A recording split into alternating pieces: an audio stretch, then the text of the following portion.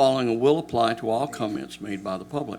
If you desire to be recognized by the chair, please fill out a request form and present it to the city clerk present in the council chambers. Each speaker shall be allotted 3 minutes to address the council unless such time is extended by the mayor or by questions from council. Groups shall designate a spokesperson to avoid repetition of comments. Every effort will be made to avoid interrupting speakers. Thank you for participating in your city government. We ask that you please silence all electronic devices. With that, we call this meeting to order.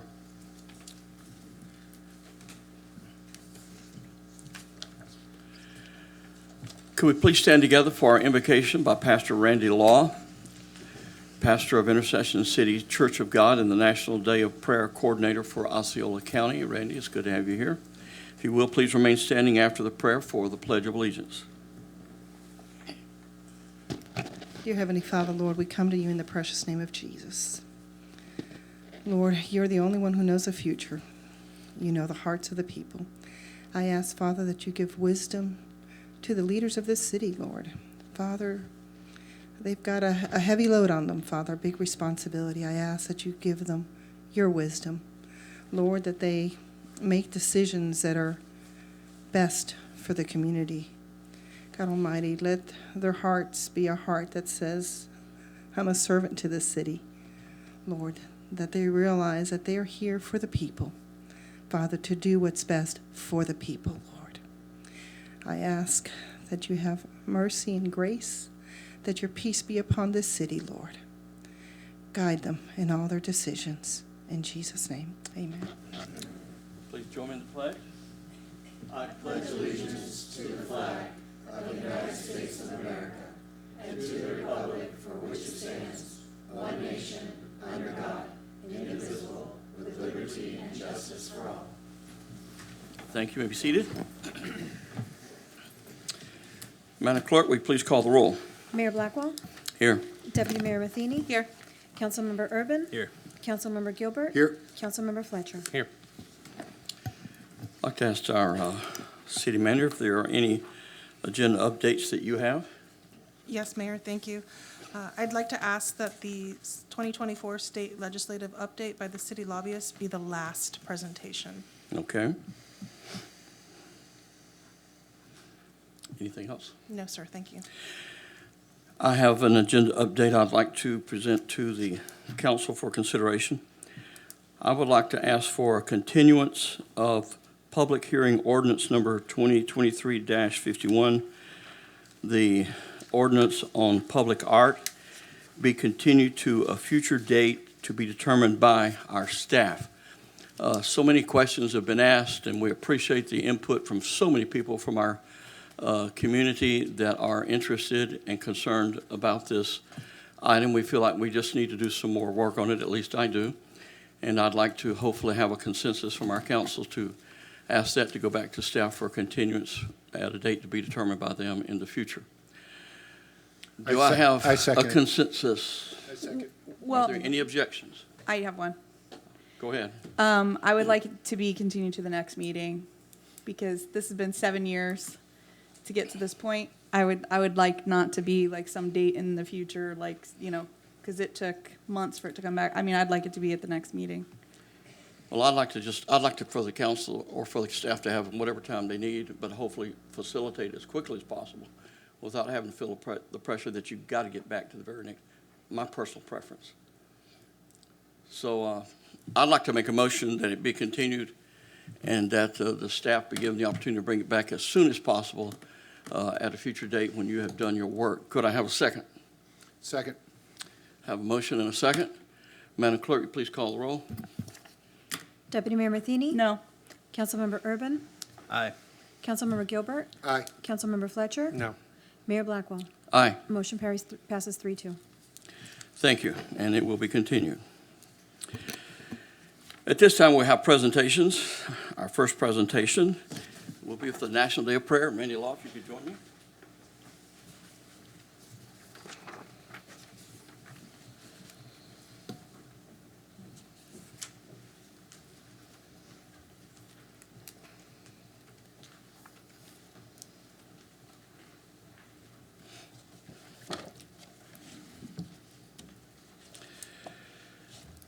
Whereas America was founded on the principles of religious faith and freedom, and throughout the history of our state and nation, we have humbly prayed for guidance and comfort where needed, and have given thanks for the many blessings which God has graciously bestowed upon this nation since its inception. And whereas prayer is regarded by millions as the most important utterance for mankind for its benefit, and the National Day of Prayer is a day set aside by Congress for all Americans to pray and reaffirm the spiritual principles upon which this nation was founded. And whereas in every state across America, the observance of the National Day of Prayer will be held on Thursday, May the 2nd, 2024, with the theme, Lift Up the Word, Light Up the World, based on the verse found in 2 Samuel 22, 29 through 31, which says, For you are my lamp, O Lord, and my God lightens my darkness. This God, his way is perfect. The word of the Lord proves true. He is a shield for all those who take refuge in him. And whereas across our nation and the world on May the 2nd, 2024, Americans will unite at specific times in prayer to acknowledge our dependence upon God and to ask for forgiveness, mercy, grace, peace, and wisdom as we are faced with unprecedented challenges, and to give thanks for the many blessings our country has received from him, to recognize our need for personal and corporate renewal and moral values, to invoke God's wisdom and blessings upon our leaders, and ask God to heal and unite our city, state, and nation during these difficult times. Now, therefore, I, Nathan Blackwell, Mayor of the City of St. Cloud, Florida, do hereby proclaim Thursday, May the 2nd, 2024, as National Day of Prayer, and I invite all citizens to pray with diligence, humility, and obedience, and to seek the face of Almighty God to direct our paths in the days and years ahead. Randy Law is the coordinator for Osceola County National Day of Prayer, and I'll give you the opportunity to say a brief word.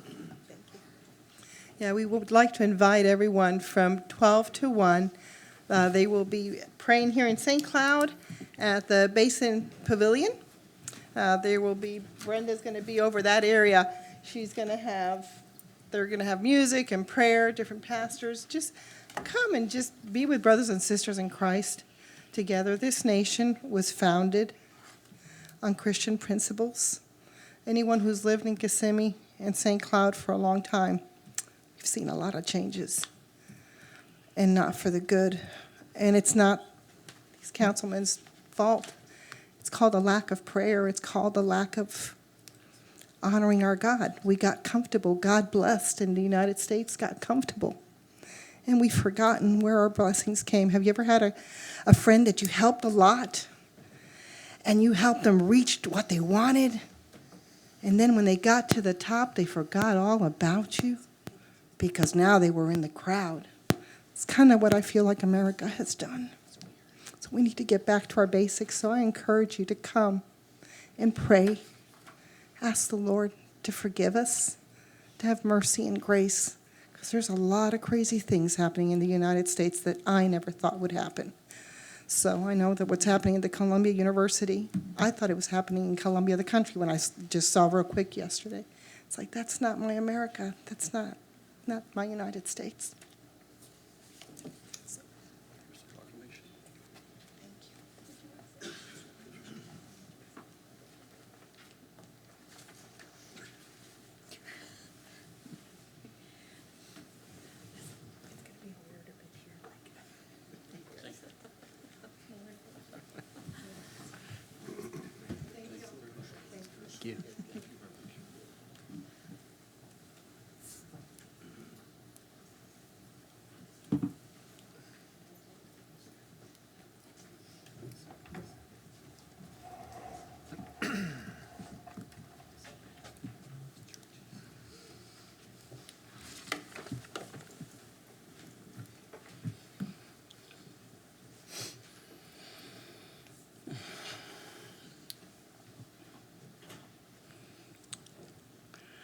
At this time, we'll have a presentation by the Economic Development Division regarding the quarterly economic development report. Good evening, Antoinette Forbes, Economic Development Director. I intend to provide the quarterly report, which reflects January through April. It's been some time since I've given the report. Because I did not give it at the beginning of the year, I wanted to let you know that these first couple slides will give you a reflective of year to year and how we've changed. So for our business tax receipts, you'll see that we have increased from originally 1,300 to over 2,100 registered businesses in the city, which reflects a 40% growth in 4 years. You will note that there was a decrease from 2022 to 2023. Some of that could be attributed to a lot of the companies were requiring people to no longer work remote and brought them back into the office. So people who had home-based jobs are now returning back full-time. It also reflects the fact that we had about 78 delinquent BTRs that are now reflected in that number. Our certified business registrations, which are businesses that are registered to participate in state or federal contracts. One of our goals in our business plan is to increase those numbers. So we have been steadily increasing throughout the year. So you'll see in 2020, we started with 19. We now have 29 DBEs, which stands for disadvantaged businesses. That would be women-owned businesses, veteran-owned businesses, minority-owned businesses. And the 299 would be certified businesses. Those are businesses that can now qualify for those state and federal contracts. That is a huge increase we've had from 2022 to 2023, which means our message is getting out there of how important it is for our local businesses to make sure that they qualify and are available for all contracting opportunities, not just with St. Cloud as a vendor, but also at a federal level. Our home-based businesses, we have now at 694, as you see when I talked about individuals returning back to the workforce and therefore not necessarily having home-based businesses as much. That is reflective of that number. Our commercial development in total, we have almost 700,000 square feet with a value or an assumed value of over $129.7 million. Our CRA taxable value has also increased 29% over the last 5 years, which equates to $124,818,960 since 2005. For our employer overview, and I want to be clear that this represents the 5 zip codes of St. Cloud, so a portion of this will also include unincorporated, but you'll see that the region's population increased by a little bit over 23% since 2018, and that it increased 13.5 between, or expected to increase 13.5 between 2023 and 2028. Also, jobs increased over 18% for those zip codes, and that outpaced the national growth rate by almost 15%. Our top 3 industries remain restaurants and eating places, education and hospital, and of course, local government, which reflects the city. The average earning per job is $58,300, which is unfortunately below the national average. We also completed our biannual business report. It's biannual because now we do it every 2 years so that we don't get survey fatigue from our businesses. So we sent a survey out to all the businesses that we had registered email addresses for, which represented a 2% sample size. So that was only about maybe 48 or so businesses participated. We did try to dangle a carrot and offer them a $5 gift card to one of our local coffee shops to participate in it. And so part of that, we noticed that there was a trend in terms of the overall perception of businesses from the city of St. Cloud is that the perception is increasing on the ability to do business with the city. However, they did note that lack of access to capital still remained their top challenge to growth. It's also worth noting that unemployment had reduced from 5.8 to 3% since last year. And that we were ranked the top 100 best place to start a small business for the 3rd year in a row by Wallet Hub. Under financial assistance, we offered small business grants through our CDBG programming. So we awarded a total of $328,100 in CDBG funds, which went out to 17 businesses.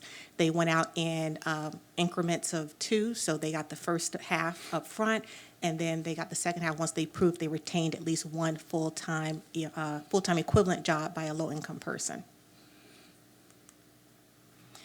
We also, under technical assistance, expanded our outreach, and we partnered with Prospera, which is a Spanish language version of the Small Business Development Center. They offer technical assistance, one-on-one training to businesses to help them start a business, business planning, succession planning.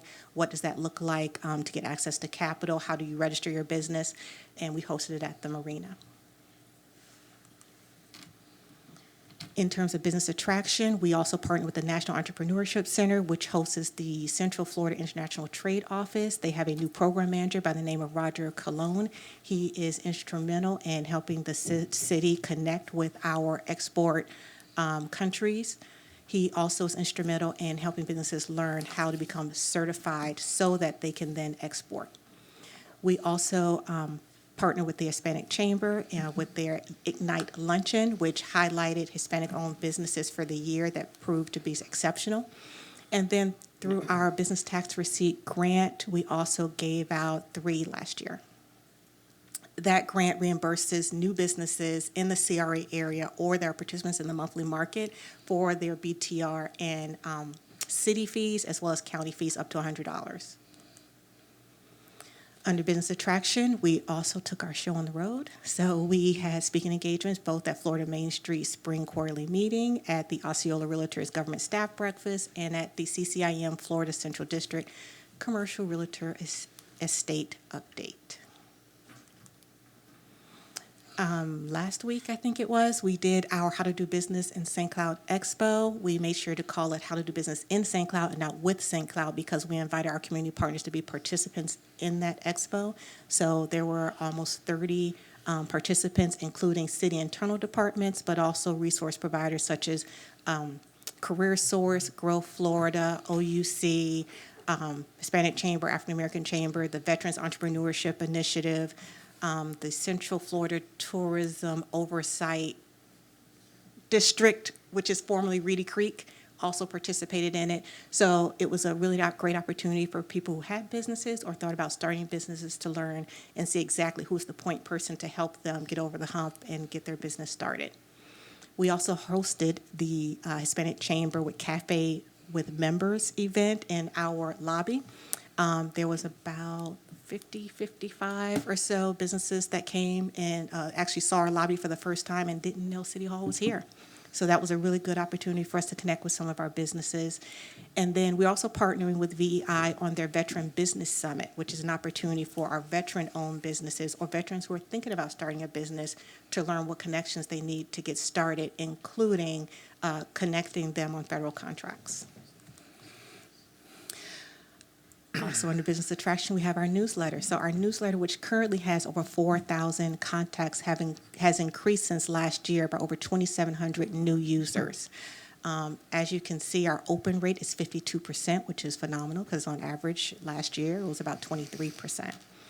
Also, we have our website, Center Place for Business, which we found out last week won an award with the FEDC, which is the Florida Economic Development Council. It is our first FEDC award, and it was in the category of marketing and innovation for our website, Center Place for Business. Oh, and that's it. So that concludes your quarterly update, and I'm available for any questions. Well, we certainly appreciate all the work that you and your staff have done to impact our city with economic growth, and we know you've done an excellent job. Does anyone on the council have any comments or questions you would like to ask?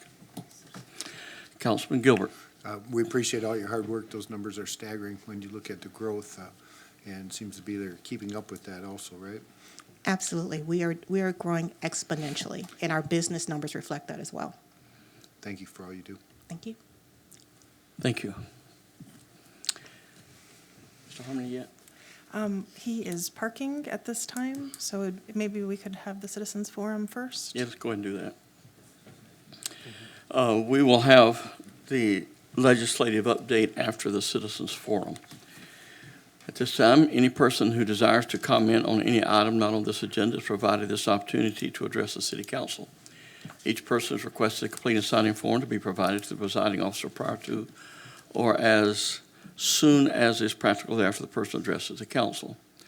When you come forward, please state your name and address for the record, and we will ask that you limit your comments to 3 minutes.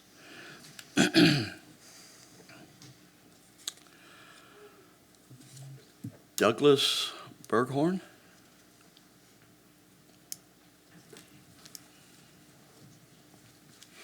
Very good.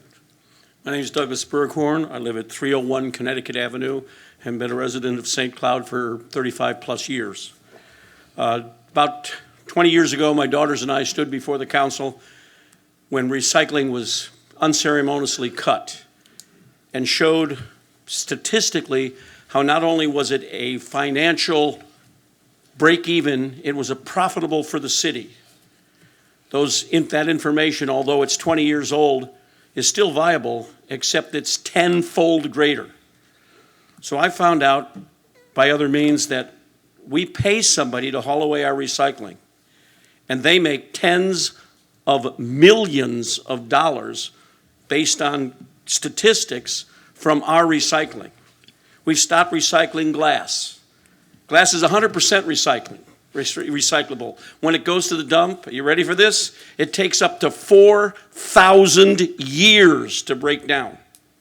So we dump in the landfill, we don't think anything more of it, but it takes up to 4,000 years. They're still uncovering biblical glass that's in perfect condition 4,000 years ago. We don't recycle roofing materials, 100% recyclable. Takes 300 to 400 years to break it down. It turns into new shingles, turns into new asphalt paving, turns into roof coatings, it turns into foundation coatings. We don't recycle drywall and plaster, 100% recyclable. Why don't we do this? Because we don't. Styrofoam, oh, it's not recyclable. Nonsense. It's 100% recyclable, but it's not convenient. Lumber, 100% recyclable, but we put it in the ground, and not only does it take 40 to 100 years to break down, it attracts these little bugs called termites, and they grow and fester. Carpet, 100% recyclable. We don't do that. Carpet padding, we don't recycle that. Tires, we don't recycle that. In the state right now, every university has a degree in recycling. And it's not that it's just profitable. It's not only profitable financially, it's profitable for this earth that we all live on. Not for us. We'll be long gone before this stuff even starts breaking down. It's for our children and our children's children and our children's children's children. If you do the process right, you may not make money from recycling, but it'll cost the city nothing to recycle. We won't be sending out $1 million to have it picked up. We will be breaking even. And in breaking even, we're making money. So I suggest to the council to set up a committee to check the viability of doing just what I said. Having a committee. We don't have somebody in this council, in this city, that handles recycling. It's just thrown off onto somebody else. So I suggest we put together a committee to see the viability of what I've just talked about. Thank you. Thank you very much. That's something you could help us work, take a look at. I volunteer to be on it. If the city council would like us to create a committee, or I could have our public works director give you an update at the next meeting about how our program currently works. Right now, I know that what has been an ongoing issue, we don't have the infrastructure set up to separate the different commodities. We don't have contracts for the sale of it. That we're not set up to do a business like that. If the city council wanted us to do that at times, there are people who are willing to buy the different commodities. That's why we work with the group in Orange County. We do ship it to them. They have the system to separate it, and it helps offset our costs. Years ago, we used to make money off recycling, and then we started losing money on certain commodities such as glass. And so that's why I think countywide there is no recycling on glass. Well, I think it would certainly be helpful if you could bring back a report of the process so that we can better understand that whole process and the challenges that you face, and why or why not recycling the kind of items that he talked about is not a viable issue for our city. Thank you. Are there any objections to that? Thank you very much. Katie Rambajan, or you help me out, young lady, okay? Did I get close? close. You did. Good evening. It's Katie Rambajan. Take out that H. Rambajan, okay. Rambajan. My name is Katie Rambajan. I 2691 Meadow Edge Loop. And I'm here tonight just to inquire about the current status of the water sport rental companies at East Lake Toho. I know that the Riverboat is over there with their agreement, and I know you previously had one in the last year with another jet ski rental company that I believe is no longer in business, and I just wanted to see the status of what that looked like now, and if you guys were going to renew, if you were open to renewing with a new business or anything like that. So I was just here to inquire about that. I'd like to ask our city manager to address that. Yes, thank you. We had a workshop recently with the city council, and we did discuss whether or not we wanted to pursue additional franchise agreements or renew any of the agreements that we did previously have, the two that you mentioned. At the time, the direction we received was to not renew the franchise agreements that we had and to not move forward again with the jet ski franchise. Okay, do you know, was there a reason why or anything?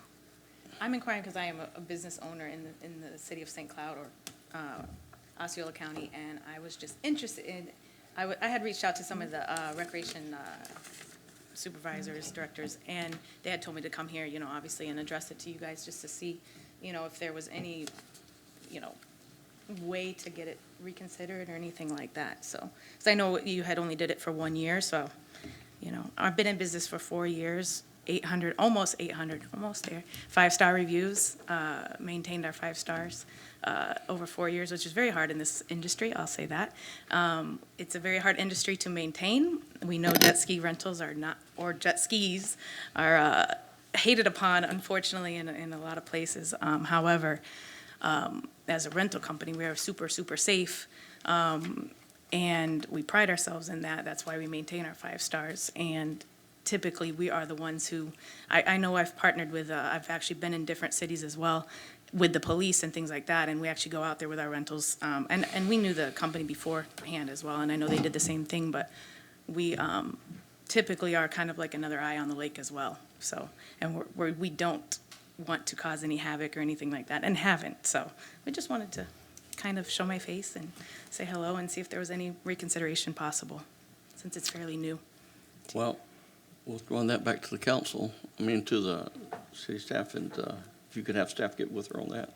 Yeah, I'll have the That'd Parks be and great. Recreation Director explain to you all the reasons why staff did not recommend Okay. pursuing this Okay, any yeah, further. I All right. would love that. Yeah, just to have a little bit more insight would be All great, right. so, yeah. Thank you All very right, much. thank you, appreciate it. Have a great night. Is there anyone else here who would like to speak to the council during the citizens forum? If not, at this time, we will move to a presentation of by our city lobbyist. And we'd like to invite Chris Carmody up at this time to talk about a legislative update. Good evening. Thanks for your patience. For some reason, the GPS took me through Lake Nona, and the minute I told someone I walked in, they said, well, that was your first mistake. A lot of traffic on the way there, so thank you for your patience. And by the way, members, and Veronica, I have my assistant wanted me to not leave these. These are little directories that you can use if you need to contact. I know you know how to reach our locals, but just FYI, I'll leave those. So we had another good session, and I'm here to go over that and talk through some of the things that occurred, and of course, answer any questions. So I'll move through these slides quickly and then do my best to answer any questions. And if I don't have an answer, I'll make a note, and we'll look it up and get you the answer soon. So wrap up. Normally that'd be a picture of me, but you can see me. That's who I am, Chris Carmody. Meet the players. Good. Those are the photos that are more important. So it's always helpful for y'all and maybe the folks in the audience and anyone watching on TV to just know who's in the room making decisions. That kind of helps guide what occurs in Tallahassee. So I'm pretty sure, regardless of your politics, everyone knows that top left there. That's the governor of the state of Florida, Ron DeSantis. The other faces may not be as well known, so we'll go through those. James Othmeyer, Chief of Staff.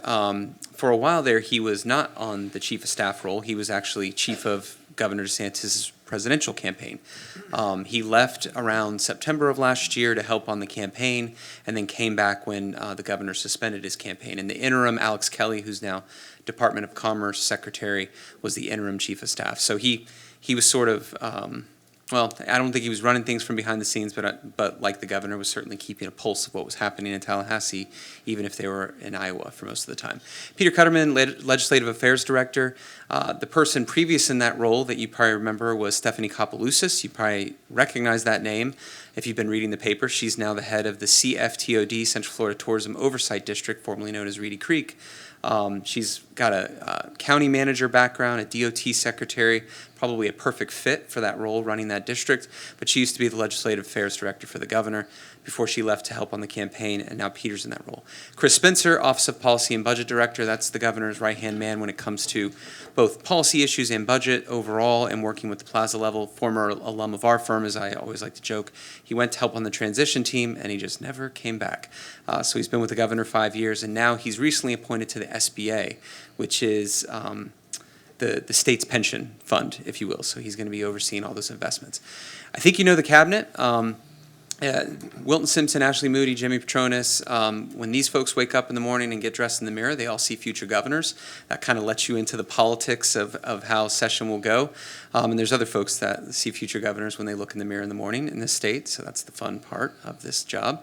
But they had various priorities that they pushed, and they were part of what we were doing in Tallahassee. Florida House, Paul Renner, Speaker of the House, out of the Palm Coast area, is a veteran, lawyer. Tom Leake, Budget Chair out of Volusia County, so not too far from here. Other person of note, at least for this session and going forward, Danny Perez, Rules Chair, but more importantly, probably Speaker Designate. He's out of Miami, Florida, and he'll be taking over in November, assuming the Republicans maintain control of the House, which would just be 61 votes they need to do that. In the Senate, Kathleen Pasadomo, Senate President, also an attorney. She's out of Naples, Florida. Interestingly, when you think of presiding officers, usually they're done at the end of their 2-year stint. But in the Senate, sometimes they get 10 years instead of 8 because the way that it works with redistricting. And if they get 4-year seats, she was one of those that got a 4-year seat during the last run. So she's actually got 2 more years. And she said she intends to stay, which will be interesting because a lot of her priorities, some of which we'll talk about today, will probably be even stronger going forward because she's got one of the 40 votes in the Senate going forward. Dennis Baxley out of Lake County, not too far from here, was the pro tem.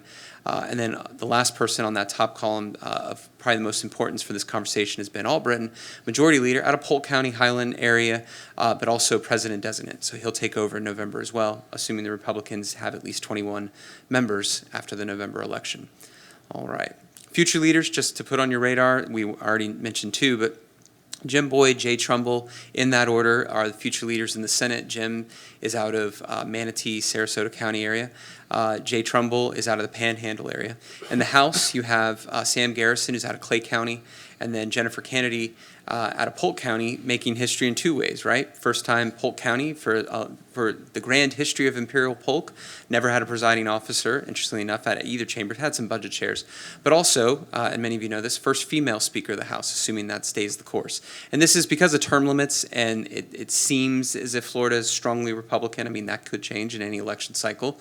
They tend to project out who are the leaders going to be because they know they're only going to be there 8 years in the House or Senate. So that's how they know some of these elections going forward. Just like the folks running for the House now and the Senate now to be freshman members of both chambers are already kind of quietly trying to figure out who's going to be the leader of that class. So this is who some of the future leaders are. You know these faces, so I won't go through them. And they, by the way, for y'all and members of the audience, these slides are available, and just ask for them if you want to read some of those names. But I will point out at least in Kristen Arrington's seat, she's running to replace Victor Torres, so that seat's going to open up. And then Victor Torres is terming out, so that seat will have a new face next cycle for sure. And then, of course, the magic of elections, you never know who's going to win. So it could be all new faces for all we know. We'll see. All right, the budget. Well, let me go back real quick. I will also want to point out, and we'll talk about appropriations and others. We have a great delegation, right? And it's a mix Republican, Democrat. They work really hard. Anytime me and members of my team darken their doorstep and ask for help on issues of importance from the Osceola County, St. Cloud basis, what do you need? When can we get going? They're always excited to get working on issues of importance. So when you see them around town in the grocery stores, at the restaurants, be sure to thank them because they are working hard on your behalf. It's not easy to do that job over there, regardless of which party you're involved in. It's supposedly a part-time job, but don't tell them. They feel like it's full-time. You guys, I think, know know the feeling. All right, so the one thing they're constitutionally required to pass every year in Tallahassee is a budget. So we'll go into that quickly. Here's some of the bill actions that kind of relate to that. They filed 1,900 bills, only 325 passed. As you know, one of those is the budget. This is, I need to update it more recently. Governor's approved about 70 plus now, and he's vetoed a few, and we'll talk about one of those, but that's kind of give you a snapshot of session. And here's the budget. It was 117.46. The rumors were that they were going to send it to the governor at the end of this week, and he'd have 15 days to act. There's also rumors that there may be a special session around immigration and a few other issues this year, and that is a dirty word with legislators. They don't want to go back to Tallahassee. They're all either on the ballot or they're done. Either way, they don't want to have to make that trek back up there, but there's talk of a special session coming, and so as a result, we're hearing the budget will be delayed till after the special session. That's an obvious reason. You can't take the politics out of politics. Votes are easier to whip and leverage if the budget's still hanging out there on these issues. So, but let's take a look about what that budget looks like now before the governor gets a hold of it. Trust funds, $681 billion. To sum that up, essentially, some of these funds are already spent, right? They're federal drawdown or for trust funds that are come through the state. Legislators don't have a whole lot of authority of what to do with those unless they're going to break federal laws or what have you. Gen revenue is where they have the more flexibility, and that's top line revenue from our sales tax and other areas, about $50 billion. And then this year they put reserves in $10 billion, or they up to $10 billion. So a lot of that is from unallocated. They could have had a budget as big as $130 billion, but they chose not to. This is in pie chart. Who doesn't love a pie chart? So there you can see, no surprise, in Florida, Health and Human Services, one of our largest of expenses with our population, education, which includes K-12 and higher ed, transportation, tourism, economic development. The biggest chunk of that, with 18%, is that it's the road fund, which is about $13 billion now, and I'm sure you'll have questions or ask me in future years to work on some of that, not just because I had to go through Lake Nona, but we have that turnpike over there that we'd love to expand, and we could talk about that, but then those are the rest of silos. Quick highlights. From the Health and Human Services one, you can see that, or this is actually, Live Healthy. The big one on that was $717 million. Some of the cool things in that was residency slots. We've got these great med schools in the state, including one down the road, but it's hard to keep them in the state because we don't have enough residency slots. And once they leave the state, they don't usually come back. This will now keep them in the state. Some more expansion of telehealth and some other things. Criminal civil justice, that's about normal for their budget. The big thing is they put $100 million in correctional facilities. They want to, a lot of them are very much in decline, and they need to make some updates there. Education, really record spending across the board. So you can see those numbers there. And then transportation, tourism, economic development. I don't know why that slide cut off, but $20.4 billion, like I said. Road fund's a big one. Other things to point out, Visit Florida, fully funded at $80 million, and that's all in recurring dollars, which is big, so they're more likely to stay in future years. Obviously, tourism is important in this area as well. Job Growth Grant Fund, funded again for $75 million. That's the governor's slush fund if he wants to do an infrastructure project. So if we're trying to recruit a big business here, but we know we need some fiber optics laid or a road built or some sewer into that area to make the property more useful, those are things we can go apply to the state, and they'll take a look at it, how many jobs we're going to bring and what have you, and we can get those funds. Ag and general government, you can see those. Water. This governor's been the water governor. He's put his money where his mouth is. That bill you see to the right, 1638. Those numbers there, this is a fun one. I don't know if anyone, you or anyone in the audience, likes that Hard Rock app where you can place a bet on the Magic Twin tonight. I hope we win. So here's what that bill does, 1638. It says 96% of the revenue the state gets from the gaming compact. That includes the blackjack tables in Tampa and Hollywood, or on the phone app if you make a bet. 96% of that's going to go to the state, and it's going to be broken down like that. Those are hard numbers. It's actually percentages. It's about 26% for those first three bullets, and then the leftover goes to water quality. But it's an up to on those first three as well. So those will max at $100 million, land acquisition, land management, and resiliency. The water quality one will continue to grow because it has no cap on its percentage. So that, because my guess is gambling in our state, as we grow with tourism and everything else, will continue to grow in revenue. So pay attention to that. If anything, that just completely marries it up to the state and will make this compact as rock solid as it can possibly be going forward, because no one's going to want to mess with the water funding. All right. Local projects, you're aware of this. I've been spending more time than pretty much other projects, and like, I bet you say that to all your clients, but this is true because we know how important this is. We've been working with the governor's office. I've had more conversations with Brian Mims, Cody Farrell, go down the list of some of the governor's top lieutenants when it comes to the DOT side to make sure this is safe. And we'll continue to have conversations because, again, we kept hearing the budget would get sent to the governor later this week, which meant we'd be on the 15-day countdown. Sounds like that's going to be delayed. So we're going to keep working on that. I'll do my best to make sure those members I showed you earlier all vote where they need to vote on immigration, whatever that means, to help us get our budget through. Bottom line is we continue to make calls because we know this is supremely important to the community and to y'all as we go forward. So, but for now, we'll celebrate. It's in the budget. This was a tough year for budget for local projects because the governor wanted toll relief and other things. And so we're very grateful this got in. And again, like I said, thank your members, especially Representative Stark and Senator Torres, who helped get those across the finish line. Tax package, I apologize, that one bullet at the top is incorrect. It's actually down to 2%, but the rest are all correct. We're having another hurricane preparedness. We're actually breaking it up into two because, hurricane season seems to keep going in our state. Back to school sales tax holiday, tool time sales tax holiday. And then people confuse the toll relief that got talked about in the tax package was just in the regular budget in the back of the bill. The reason it got mentioned with the tax package is because they funded the toll relief by taking some of the stuff out of the tax package that they wanted to do. Here's some leadership priorities just to put on your radar, and then we'll get into some local governments. One, you probably heard about this, social media. The first version, HB1, was vetoed. HB3 ended up passing. Well, ultimately passed, put a ban on social media in the state for 13-year-olds, and then for 14 and 15-year-olds only with parental consent. The original version had a ban on anyone under the age of 16. The governor wasn't comfortable with that. He thought the parental engagement. And the other thing that the first bill did that the second one didn't is there's no age verification on that. The governor had a lot of concerns. If the first version of the bill would have passed, all of you would have had to somehow verify your age the next time you wanted to get on Instagram, Facebook, or anything that's considered social media. That didn't sit well with the governor. As you recall, during the presidential campaign, he even called out Nikki Haley, one of his opponents, because she wanted to verify people on social media. So that got vetoed. What they ultimately sent him is what I told you. 14, 15, parental consent. 13, can't do it. No age verification needed. It still will get sued. Federal law says 13 is age of consent for those kind of apps. And so some groups will probably sue and say that that doesn't stand up to First Amendment, but that's where it is now. We'll have to see where it goes going forward. Presidential priorities, Live Healthy package. You heard of Live Local. I know you heard of that one. This year she broke it up into Live Healthy and Learn Local. The big thing on Live Healthy, and I kind of touched on it earlier with the $700 million in funding, is a lot of residency slots. It helped our free and charitable clinics by changing their threshold of who they can serve. It created an innovation fund with $50 million $500 million tied to it, which is like a revolving loan program. So if any of you got a great idea in healthcare or someone else, you can go to the state now and get a loan that would be very interest favorable, such that you can monetize and go build out this health innovation.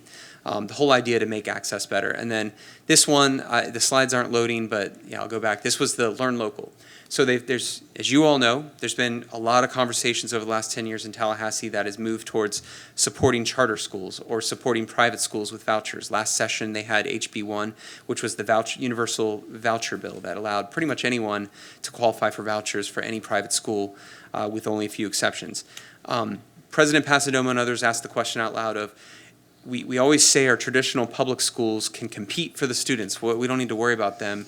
But if you ever looked at the size of our state statute books for education, I was watching the meeting or listening to it as I was driving here, and we talked about prayer and the Bible. The Bible's about this thick with most versions of it. That's about how thick our statute books are with smaller font for education. It is a thick book that tells you what you can or cannot do on just about everything. The president asked the question out loud of, if it's not required of the privates or the charters, why are we requiring it of the publics? And they took a lens of, unless there's a safety issue or some other federal funding issue that we can't control, maybe we should remove some of this. So they did a lot with that bill. A lot of it was around curriculum, testing, so you'll probably see less testing going forward if a school district does so. It also did it around financing, right? There's some funds that are capital only, some are only operating. They're allowed those to marry up a little bit. And also some more flexibility on how they deal with unions and negotiations, what they pay their bus drivers. We know those are hard jobs to hire these days. All in all, I'll tell you, it was seemingly well received by everyone. I think the long and short of it will be, though, is across the state of Florida, our school districts actually look pretty similar, right? The students might be different depending on the part of state you're from, but the curriculum, everything's the same. I think you're going to now start to see a little more difference between school districts because they'll have the freedom to do what they think is important within their school district to some degree. So we'll have to see where that goes, but that's where that's going now. Municipal utilities, good news, bill died. But I thought I'd put it on your radar. Had a lot of conversations with your very competent attorney to my left about this issue, and Veronica as well, because obviously this could have had some impact on some of your relationships with your power providers. So I say it died to just let you know, but it will be back. Some legislators have sunk their teeth into this, and the names up there, no, they're not going anywhere. Jason Broder and Representative Demi Busada Cabrera. We'll continue to work with them to make sure that if and when it does pass, it's at a posture that doesn't have much of any effect on us or at least minimal effect, right? So we'll keep you in the loop on that, but just more for situational awareness. There's another one tangentially related, dealing with water, sewer utility rates and fees and charges. That also died, but again, same story as the other one. They're coming after surcharges, they're coming after transfers, and that will have impact on people that are in cooperatives or collaborative agreements with other power providers, so on your radar. Environment. This one, just to point out, I know a lot of you, when you're walking to your car late at night, you may hear some footsteps and you're wondering, is a bear following me? I have good news. You can stand your ground now to that bear. So there, I got my laugh. So this is a real thing, probably more in areas that borderline, think Ocala National Forest and others. This is a real thing in Florida. Bears, as you know, will break into your garbage. They break into houses if they can smell food and they're hungry. It's actually illegal to shoot them even if they're in your house because they're protected species. So this bill, through a lot of interesting debates and people using puns and party line votes in some cases, did ultimately pass. There's a lot of rules around it, right? You can't just leave a bunch of raw meat outside your house and go, the bear showed up, I decided to shoot it. Obviously, that's not allowed, but this is now passed. Signed, there you go. Just thought I'd let you know. Issues with impact, affordable housing. This was a live local tweak, so something to pay attention to. And I mentioned President Passidomo is coming back for 2 more years. I think you're going to see more and more tweaks on this. They recognize that it wasn't perfect, and there was, this put a lot of burden on local governments, counties, and cities. So what they ultimately passed this year was minimal, but they did do some tweaks in there. For example, they realized the height restrictions, right? Some developers were getting clever, and if you gave an exception to someone for height, but no one else, they were using that exception as the new height that they could build up to. I don't know if that's happened here, but that was happening in other places. So they made it clear that no, the exceptions aren't the rule. It's your traditional height, that's the rule of where you go to. Little things like not within certain distance of military bases, not within certain distance of airports. One thing that almost got to the finish line but didn't get there was they were going to remove industrial from the classification of areas that you guys, Veronica and team, would have to just give them authority to go build into without any questions. There was some pushback from some interest from South Florida and others, but I do know President Passidomo, or soon to be immediate past president, has hinted that she's going to continue to look into the industrial side or try to come up with creative solutions, because I haven't looked at your map in a while, but most cities only have so much for industrial. Most counties only have so much for industrial, and that's very much in high demand as Florida grows its manufacturing base and others. And it threw the market out of whack, right? Because it's a lot cheaper for an affordable housing developer to go buy an industrial lot than it is in a prime residential or the right zoning for affordable housing. So they're looking to do more of that. But this is what passed and was signed. It also put some more money into Hometown Hero program, which is down payment assistance for first-time home buyers. So DIDE will be back. We'll put it on your radar. Sovereign immunity. This is one under Renner and Passidomo. They were very I'll just say anti-trial bar. They were very much into tort reform. And you saw that last session with a lot of measures going through meant to cut our costs on property insurance. We'll wait and see on that one. But on torts and other things. And as a result, sovereign immunity, which the drumbeat was getting louder and louder, they wanted to raise the caps on that. It ultimately died this year because I don't think Renner or Pasadomo had an appetite for something like that in some of their leadership. Speaker-designate Perez and President-designate Albritton, while I wouldn't call them trial bar friendly, I wouldn't call them tort reform advocates either. I think they're a little more neutral on those grounds as far as how they're going to approach this. So I point that out, and it will be back, and it'll probably have a little more momentum going into the next 2 years of passing. And then the question is, what version passes? The more reasonable 10-year CPI increase from the last time they did this, which would raise the caps to around 300,000, 400,000 or 500,000, or what some have suggested, raise it to 1 and 2 million, which would be really drastic. Obviously, I'm preaching to the choir here, and would also probably create a new market for trial lawyers that advertise. So it's tricky there, but something we're paying attention to. Property tax exemption increase, that didn't make it. Term limits for county commissioners, put on your radar because you're in a county that has no term limits. The thing that killed that bill was just the fact that they couldn't agree whether it was 12 or 8. And they got into a fight between the House and Senate, and then whether to do a compromise which would allow a referendum to the citizens to say, do you want term limits? And if so, would you want 8 or 12? It was getting a little convoluted, but that's going to be back. And then finally, TDT revisions. There was a lot of discussion of things to do with tourist development tax, and they ultimately scuttled it, but in favor of next 2 years, we know the House is going to take a very start from scratch look at tourist development tax. I don't think they're going to get rid of it, but I've heard such things as they would allow it to be spent regionally, or potentially still county by county, but have it be a gubernatorial appointed board that would make those decisions. That scares some people, right? Not that they have a problem with the governor, but just more like it takes some of the local control out of it. So we'll have to see where this ultimately lands, but they are going to have conversations about that. Key dates, you're familiar with these. We're wrapping up this week on qualifying for Congress. There's been a few surprises around there, but as well, state attorneys, public defenders also qualify this week. Then June, if anyone's on the ballot here or county, they know that's coming up for qualifying.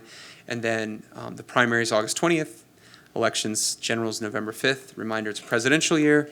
There's also 2 citizen-driven ballot initiatives on the ballot that's going to drive turnout. And then, of course, there's a couple from the legislature that'll be on there. With that, questions, or I can get out of your hair. Councilmember Matheny. Thank you. Thank you for the update. I wanted to ask you, there's 2 items, I think, floating around. One of them was almost $3 million for Eastlake Toho, and the other one was, I think, $1.26 million for Northlake, the north lobe of Westlake Toho and down. Do you have any updates on that? I think the 1.26 million got cut to like 640,000 ish, but I didn't know if anything had happened beyond that. I will get those to you. I think they both made it into the budget. I think the $3 million might have been at the full amount. I got to double check that. You're right about the other one. I'm pretty sure that got one trimmed down a little bit. Yeah. The water. So a little bit into the intrigue of session, there were. So on that 1.5 million, sometimes it's better to be lucky than good. That we got the House really ginned up on it, and they put a lot of money up front. There was this expectation as the end of session would come that there would be the sprinkle pot. That's what they call, like when all the budget's negotiated, they throw more money in. Some projects that were half funded can get raised up. Others that weren't funded at all can just magically, come back. But when the governor asked for $450 million for toll relief, some of that got eaten out of the tax package, and then some of it got eaten out of that sprinkle list and the water list, because the water list is the one thing that they release last in conference. So it's sort of you find out if you're alive or dead at the same time, because there is no begging later to bump it. It's just you're alive or not, and that's the amount. And it seemed, and I didn't do a full compare and contrast, but a lot of those projects came in at half amounts, or somewhat less, or maybe slightly more. If they were presidential priorities or the budgetary priorities, those were obviously funded more. That's just how that goes. But a lot of those got cut, and because it was when the governor asked for the $450 million, it was well after allocations had been established, and they had already started negotiating the budget. So it wasn't you know, a lot of times it's funny money. They can just come up with something. They had already agreed of what they were going to spend, how much they were going to leave in reserve. So they didn't get to just, oh, we'll just spend another 450 million. It was, no, we got to find a way to cut that from other areas. So the tax package took a hit, so did the sprinkle list, and it would appear, I don't have any facts, I didn't hear the president or speaker go, that's where it came from, but it sure looks like the water list is the one that took the most effect. And so instead of cutting projects, they just cut, meaning the number of projects, they just cut those projects' amounts. The good news is water projects by this governor typically are approved. It's not a 100% approved rate over the last 5 years, but typically he's been more hesitant to veto those than others. So if they're in on the water list, more likely than not that they're going to make it through. And the other good news, and I would say this just for the city, and as we partner with the county on things, I mentioned that slide about all those water funds that are going to get funded through the gaming compact. DEP is going to push for a lot more emphasis to come through the grants because they've got so much money. I mean, you just saw almost 500 million there alone that's just sitting in their department based on grants. Any projects that we think we can work on, whether it's resiliency or others, highly recommend we look at it and apply. And some of those deadlines are later this summer because we can go work behind the scenes, working with you and the team here to go get those funded through the grant side or make sure that we're ranked high. You know, some of it's just how it scores out, right? But it never hurts to go visit in with DEP and make sure we meet with some of the grant reviewers to make sure they fully understand the importance of some of those projects. Because DEP, no pun intended, is swimming in money right now. And they have a lot of control over it, right? Like there's guardrails over resiliency or water quality and that, but other than that, they can award them where they want to, so. Okay, thank you. Any other comment? We certainly appreciate all the work that you're doing and keeping on top of things for us. And we appreciate going to bat for the things that we certainly need for our city. And especially, we hope the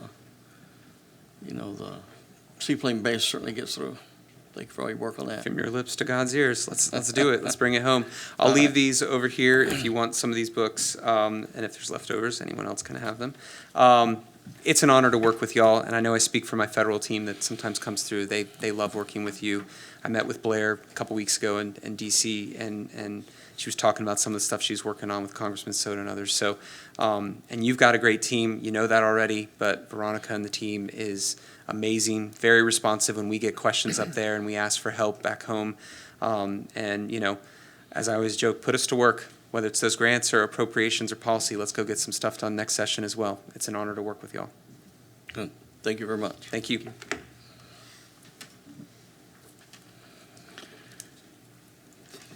The next item on our agenda is our consent agenda.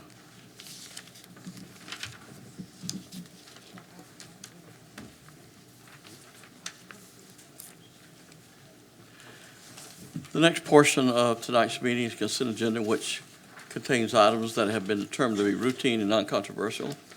If anyone in the audience wishes to address a particular item on the consent agenda, now will be the opportunity for you to do so. Additionally, if staff or members of the City Council wish to speak on a consent item, they will be given the same opportunity. First of all, we'll ask the council, are there any items on the consent agenda you wish to address? B, B, who said that? myself.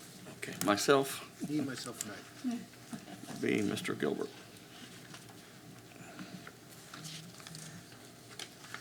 Councilman Matheny. I'd like to pull H for a clarifying comment with the attorney.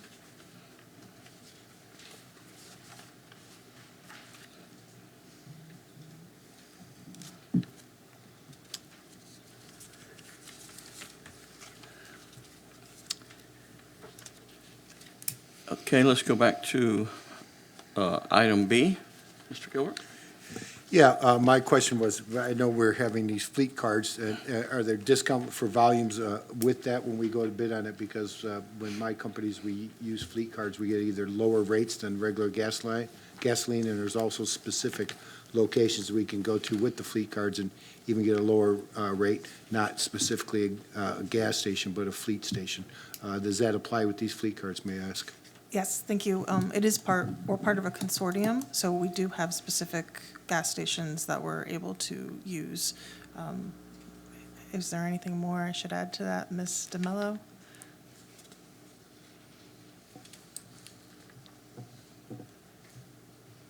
Good evening, Council. Jamie DeMello, Procurement Services Deputy Director. So the fleet cards have a network of, I think they cover 98% of the gas stations are on the network, and there's actually an app that will show our employees where they can get gas. Do they have, and part of this, do they have fleet stations at different locations in the United States? We have where they're not open to public, they're just for these fleet cards.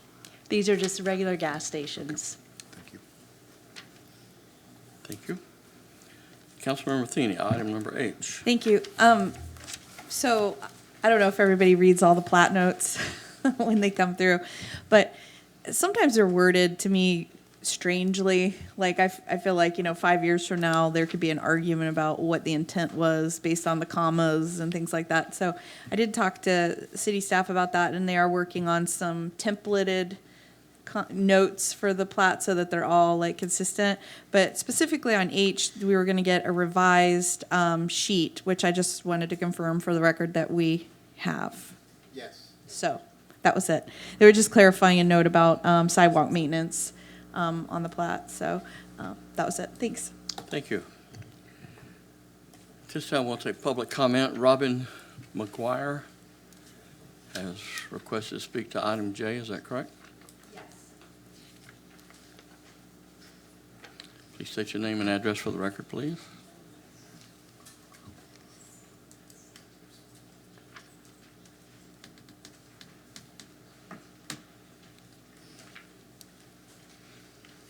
My name is Robin McGuire. My address is 5250 Starline Drive. I just have questions about it because it was vague on item J for waters at Center Lake Ranch.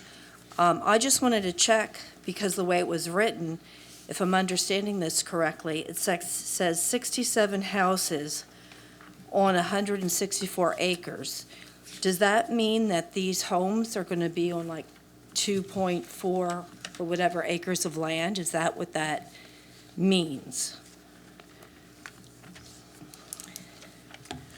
I would ask for the planning department Okay. staff to come address that. So that's why I'm here, because there didn't seem to be enough information and clarity, and since it was a final, that's why I wanted to come here tonight to inquire about that.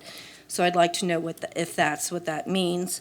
And there wasn't a map, but I read the streets and everything, and it sounds like it's the land that borders Sunlight Court and Starline Drive, that section of land on the northwest section of Center Lake Ranch. So I wanted to confirm or see a map if that is the area, so I have the understanding.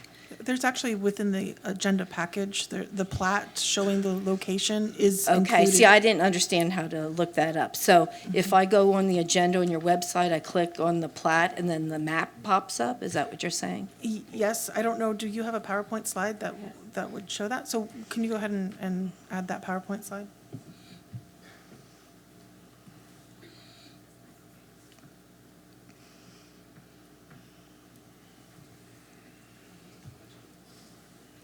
Yeah, so I'm really here just for clarity, and I can't ask any more questions until I have that understanding, because I didn't know if some of the acreage would be for retail or, it's just the way it's written. It sounded too good to be true to be 2-acre lots. No, they're not 2-acre lots. No. Okay, see, that's the way it kind of came across when you read it, the way it's written,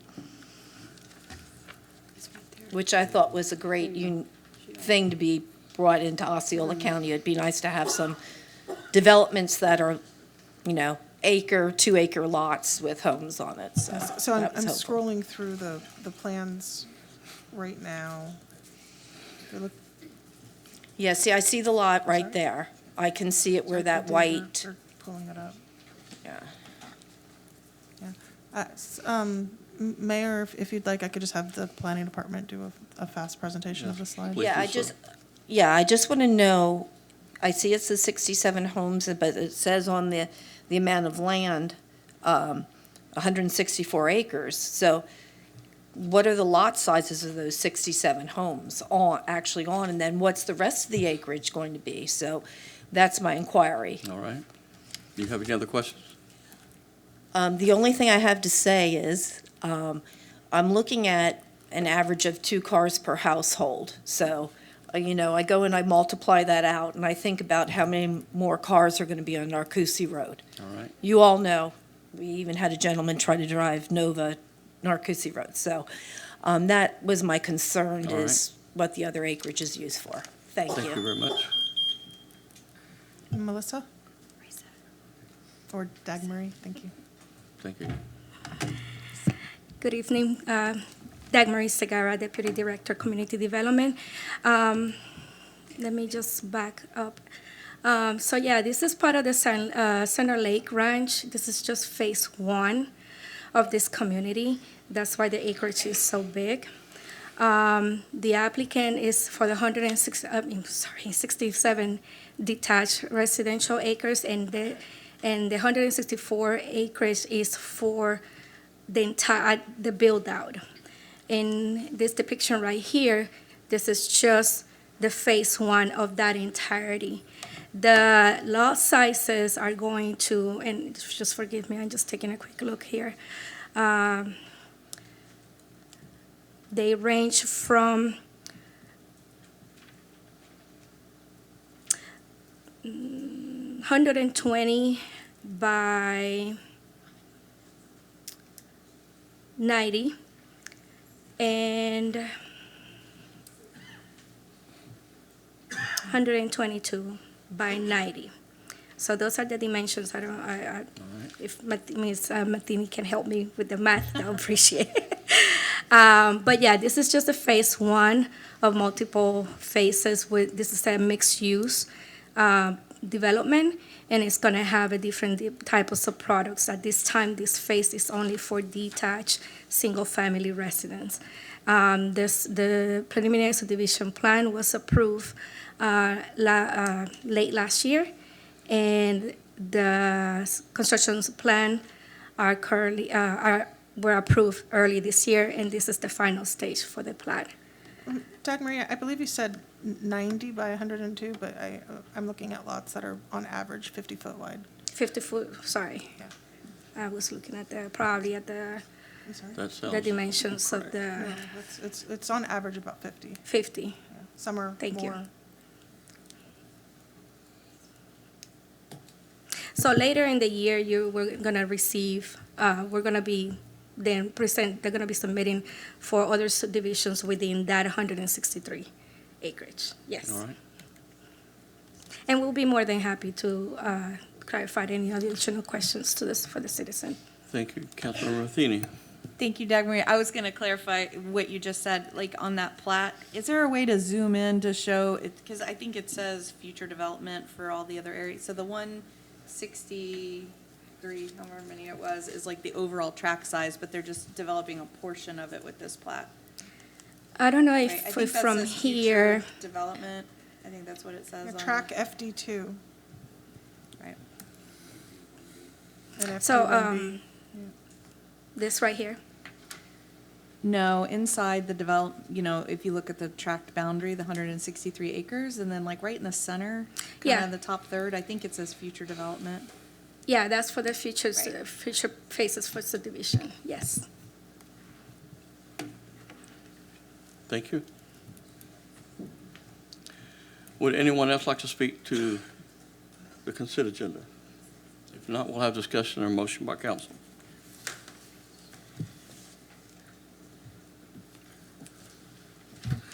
I believe Ms. Segarra had a letter from the school board. That was for item H. We previously, Ms. Matheny, Councilmember Matheny, she pulled out the item.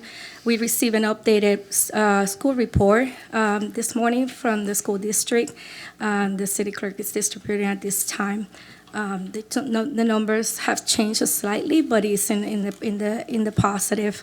It's no longer in deficit for capacity. All right. Councilmember Matheny, you have any other No. Then could I have a motion regarding the adoption of the consent agenda? So moved. We have a motion, Councilmember Matheny, a second from? Second. Second, Councilmember Colby. Madam Clerk, please call the roll. Councilmember Urban? Aye. Councilmember Gilbert? Aye. Councilmember Fletcher? Aye. Deputy Mayor Matheny? Aye. Mayor Blackwell? Aye. Motion carries 5-0.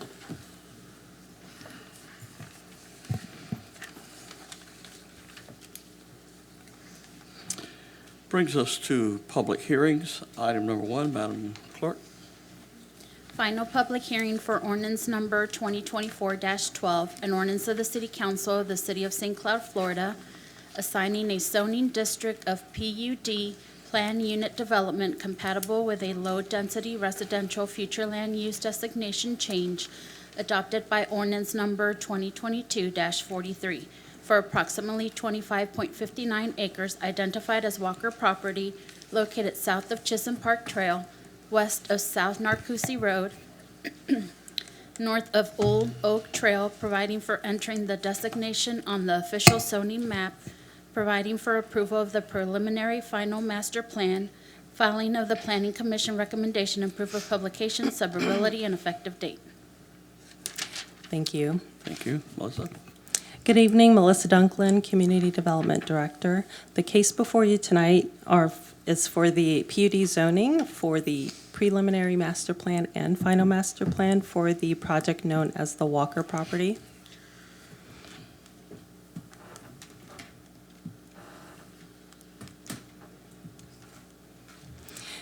The existing future land use is low-density residential, and the proposed zoning is planned unit development, PUD.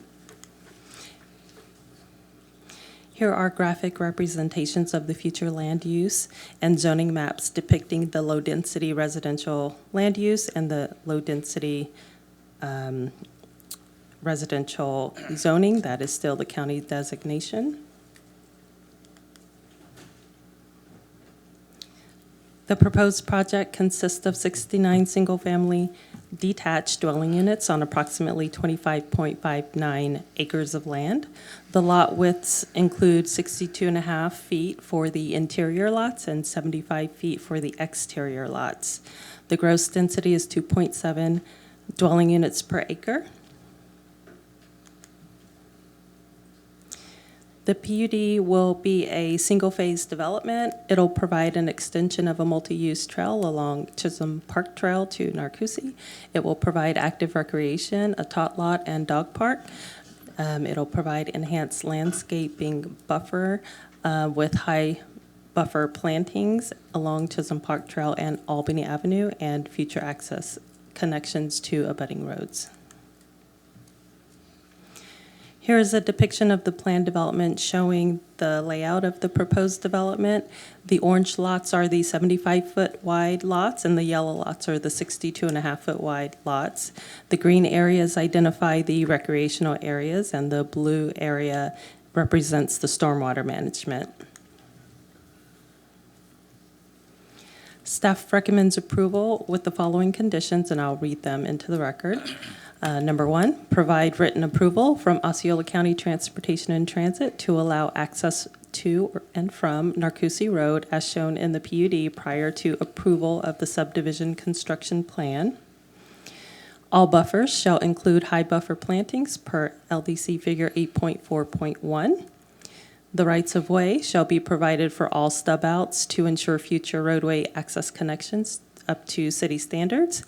And number 4, the required split rail fence on the west property boundary shall be located in an easement or tract and be maintained in perpetuity by the HOA, its successors, and assigns.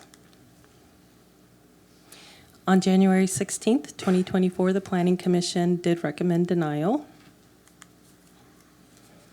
It is requested that City Council approve ordinance number 2024-12 with the conditions as stated by staff, and staff and the applicant are available for any questions. Would the applicant like to speak to this?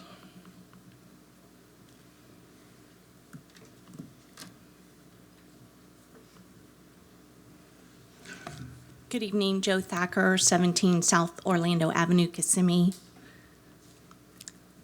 I appreciate the opportunity to be here tonight. I would like to say that this is a PUD, it's not straight zoning.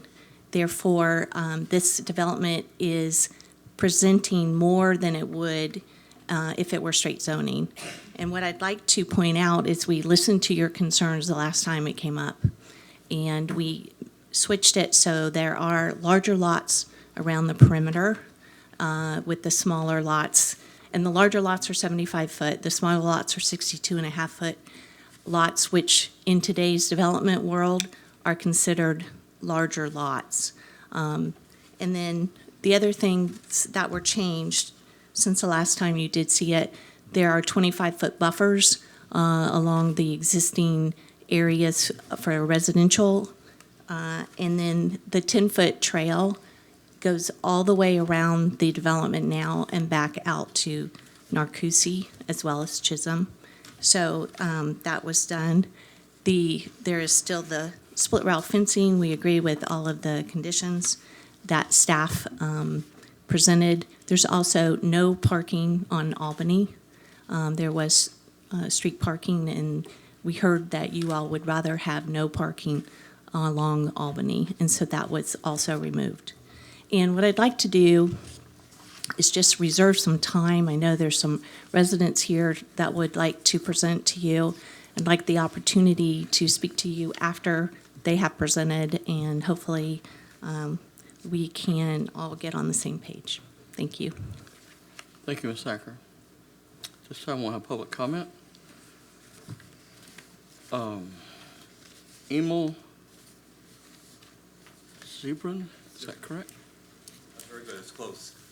Nobody gets the first name right. Hi, my name is Emil Zibrin. I'm an architect. I also live on 4703 Saddle Court, Chisholm Estates there. I just had a couple things I just wanted to mention. I apologize if these things are already talked about. This is my first time at the public hearing for this particular project. As an architect, and my wife and I just bought the house a little over a year ago in there, we've driven around in a lot of subdivisions. I mean, literally 40, 50 houses, subdivisions. And some of the planned urban development homes are very cookie cutter, very blah. As an architect, I'd like to see something that looks nice. We drive around, some of them actually look very, very nice. And other ones kind of really just look like a stucco facade, windows. I don't know if there's an architectural review board or if there's plans, elevations developed yet. I don't know what that next step is, because I know I didn't see anything like that yet. So that's my first concern. I want it to be something nice. I'm not against the project. It'd just be nice to have something next door that's actually very aesthetically pleasing. Second thing was, I know there's a landscaping buffers and stuff like that. Is there a landscaping plan? That's, okay, so it's a very extensive plan. Okay, so that's good to know too. And then the only other thing is I'm concerned about is construction access during construction.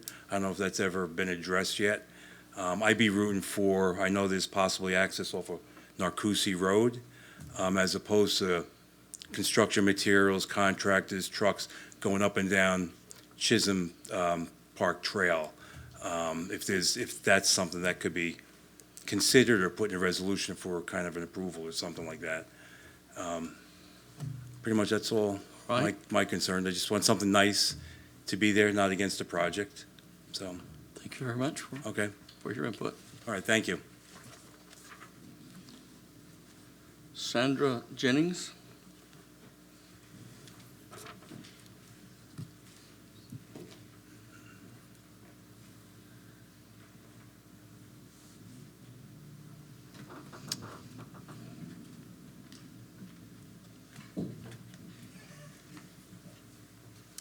Sandra State your name. Jennings, 1135 Albany Avenue, St. Cloud, Florida, 34771. I wanted to, again, I've spoken before the city council previously and made my request. One of my major concerns is I would like to have no-through traffic on Albany Avenue.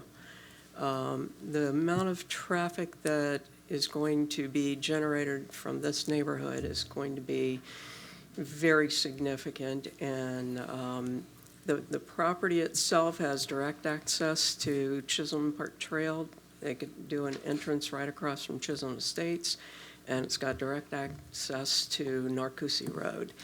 So, sidewalk access would be great for kids walking to the park, walking to the bus stops, just not any through traffic due to the volume of cars that would be coming in and out and the speeds that those cars, other than during rush hour traffic, it's probably going to back up cars in front of my driveway to the point that I will not be able to get out of my driveway onto Albany Avenue. Another request, just request the minimum lot size 85 foot or greater. That doesn't seem to have been addressed. We've asked for this over and over during previous meetings. I don't see any significant changes in the PUD that is before the City Council tonight. So I would request that the City Council deny the PUD as it stands. Thank you. Thank you, Ms. Jennings. Brian Bennett?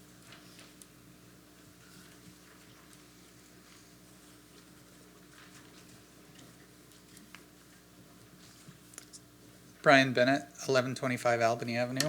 I wanted to thank you guys for rejecting the PUD last time. Part of my concern really comes down to safety for my son, and you guys have met him, at least seen him here in the room. When we talk about the number of homes there, we're going to bring in 310 cars going back and forth during peak times. So that's going to be two to three trips a day. Plus we're going to have deliveries. Plus we're going to have trash. Plus we're going to have recycling. Amazon's going to come to all of those homes multiple times. I know they come to my house multiple times a day. But it's going to put a lot of noise, and it's going to put a lot of traffic there on Albany. We're blessed right now to just have Sandy and I's homes on Albany, and it would definitely put an impact on us to have that traffic backed up. I'm about 4 car lengths from Chisholm. And with my son, we often have to take him emergent to the emergency room because of epilepsy and seizures. I really don't want to have to get into a position where I can't get out of my driveway and we've got a bunch of cars backed in when I've got to get out. But I really do appreciate you guys and your consideration on this, and I appreciate last time when you rejected this. Thank you. Thank you, Mr. Bennett. Kristen Newsel?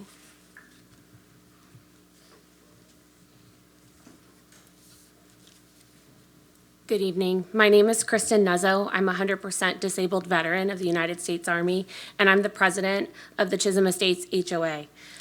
I have heard the developer speak of minor changes that have been made to the PUD, and while it is a step in the right direction, it is not taking into consideration the request from the current members of the community. American author Coretta Scott King said it best: the greatness of a community is most accurately measured by the compassionate actions of its members. The members of this community voted you into the current positions because they trusted that you would make the best decision and put their needs and interests first. The builder has one interest, and that is making the maximum money possible. They have little interest in what this community looks like in 20 years. The community asked for minimum 85-foot lot lines to be comparable to the community I live in. Chisholm Estates has 59 homes of varying sizes between quarter-acre and half-acre lots. The lot sizes of the current PUD is 37 homes at 62.5, which is 0.17 acres, and 32 homes at 75-foot lot lines, which is 0.20 acres, nowhere comparable to the current homes in Chisholm Estates. The current PUD is literally comparing apples to oranges. The community submitted a petition of residents requesting comparable homes with minimum 85-foot lots. I implore you to decide in the best interest of this community. As a city council member, this community is part of your legacy. I leave you with the words of American military leader Douglas MacArthur. A true leader has the confidence to stand alone, the courage to make tough decisions, and the compassion to listen to the needs of others. He does not set out to be a leader, but becomes one by the equality of his actions and the integrity of his intent. Thank you. Thank you, Kristen. Betty Dempke.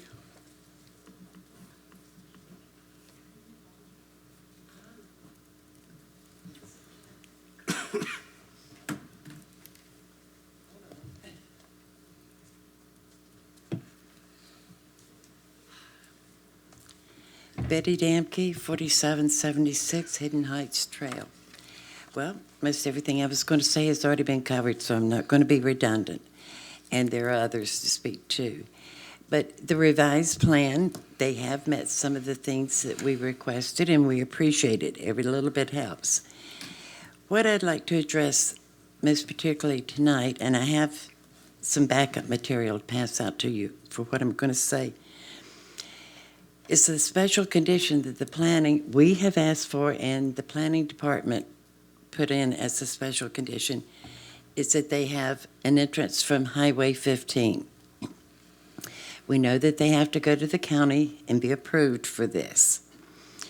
In the event that it is not approved, we would like to see that a mandated entrance off of Chisholm Park Trail rather than Albany Road is instigated. Albany, for those of you that have been out there, you know it isn't even a city block long. And as the others have said tonight, the traffic backup is going to be ferocious. Now, if they get the entrance from 15, great, that solves the problem. If not, we would like an entrance off of Chisholm Park Trail. And either way, whether it be from 15 or Chisholm Park, that all construction, infrastructure, etc., traffic go from those two, not Albany Road. And then, of course, they've talked about the lots. We're asking for a minimum of 85 to 100-foot lots. Other than that, I'll leave it to the rest of them. Thank you. I do have emails that were sent to me from the county backing up the statement about what's required for the entrance from Highway 15. Thank you. So it's in there. Gary Baggett. Yeah, I'm Gary Baggett, 4825 Old Oak Trail. Our concern is like it was from the beginning. The lots proposed are way too small. 85 feet to 100 is what really it should be. 100 feet is a little enough. You've got a 60-foot wide house, that gives you 20 feet on each side, which would be enough to get a concrete truck or whatever you might need to get, in there. And another concern is we're going to need to, our property's on the southern boundary, and we're going to need to get a tree truck in there. Just some of the trees I can't cut myself, and they're going to fall over on the development side. I just wanted to have permission where I can get a tree company in there and, cut those trees. And also, when is this going to start? When are they going to break ground on this development? When's it going to happen? I'll let her answer that later if that's a question you have. Yeah, that's right. I just wondered when it's going to start, and like the lot sizes are proposed are way too small, So we've all been asking from the beginning, for an 85 to 100-foot wide. So that's what we're all been pushing for from the beginning. So that's really all I have. Thank you. Thank you, Mr. Baggett.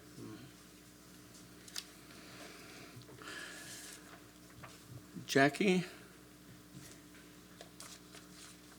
I'll let you pronounce your last name.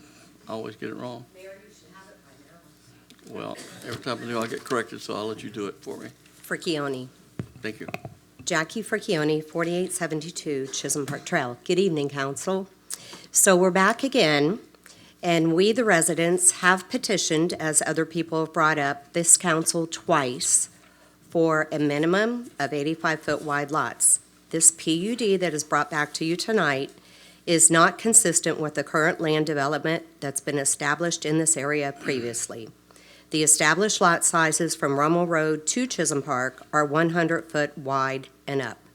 This builder continues to refuse to bring his development up to the current established lot sizes in this area. Planning Commission did deny this entire PUD in January for the lot sizes. The current zoning for this property is RE, which is kind of funny because in the very beginning of this battle, we asked the previous council and current council for the RE zoning. Now it is zoned RE, 100-foot wide lots. We request that you implement that tonight and deny this PUD of 62.5 feet and 75-foot lots for this reason. We ask that any future development of this property will follow with the current zoning of RE.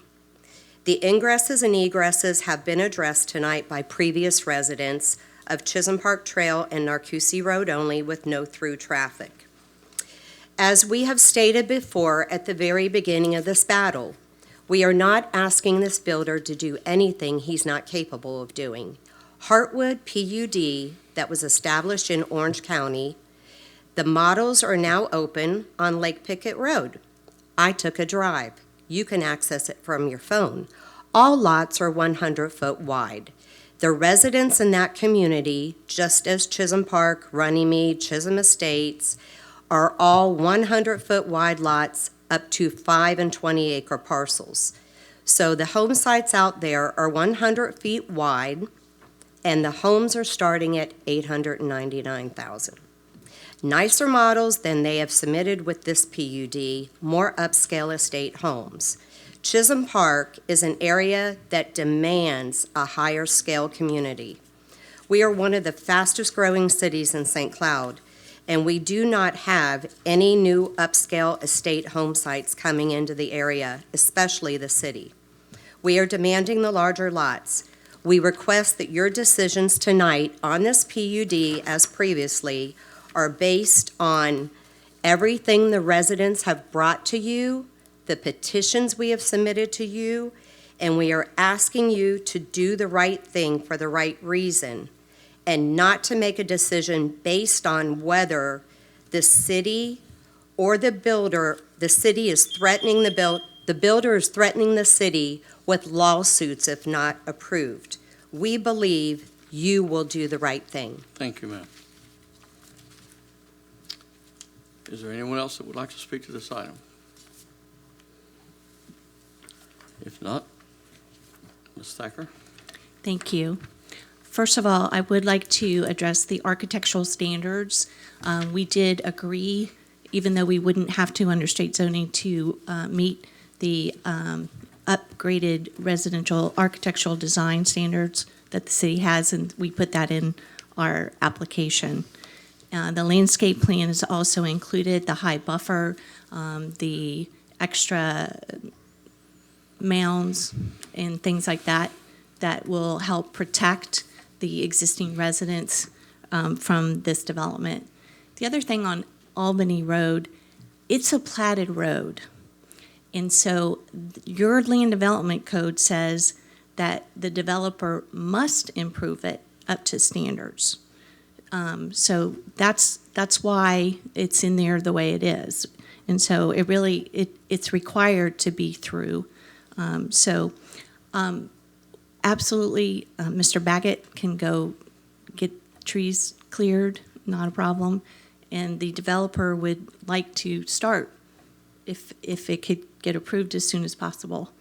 What I'd like to remind is that staff recommended approval. Staff's gone through the PUD. They've given you the extra conditions. They've said that this meets your 16-item standards of what your code says. It would create a nice new community near your wonderful amenity.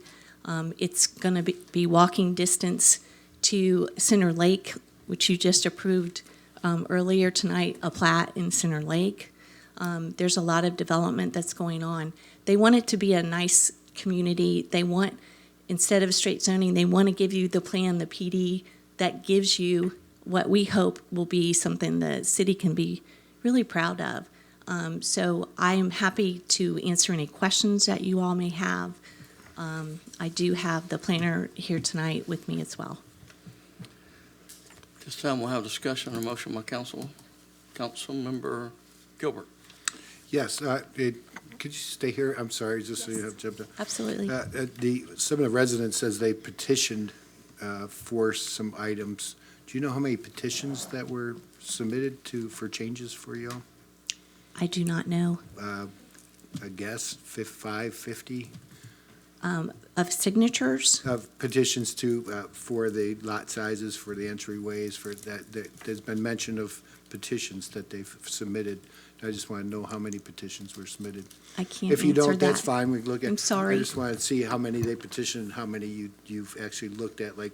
Of the issues? Yeah, I We- looked at the entrance in Narcousie, that was one of their big issues, and I see on the new plot that the entryway is there. It is there, and as well as a 10-foot pathway to Narcousie along that as well. Okay.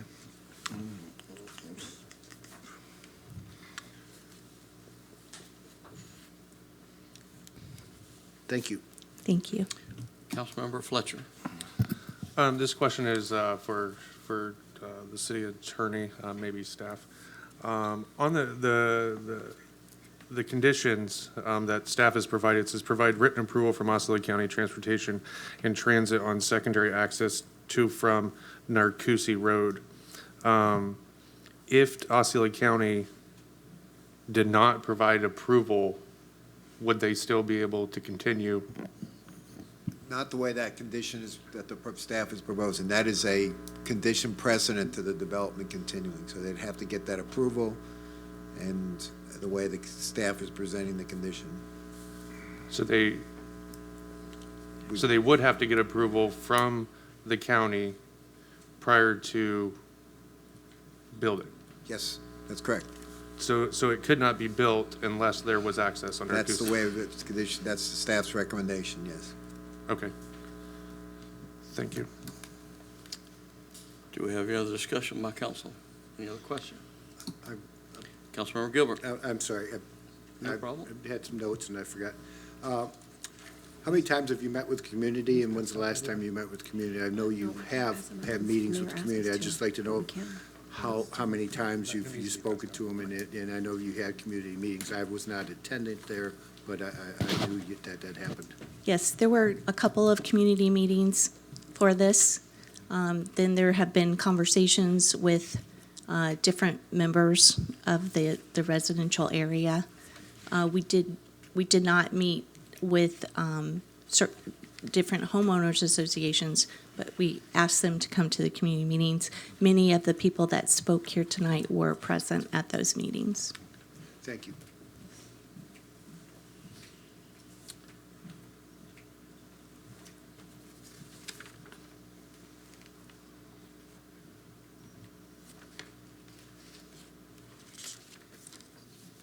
Do we have any other discussion from council? Any questions?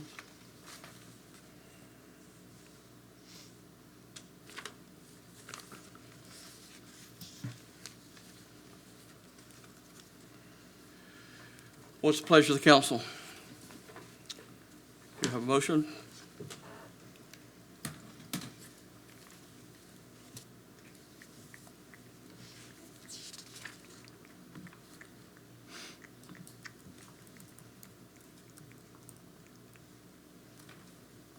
Are we going to die for lack of a motion?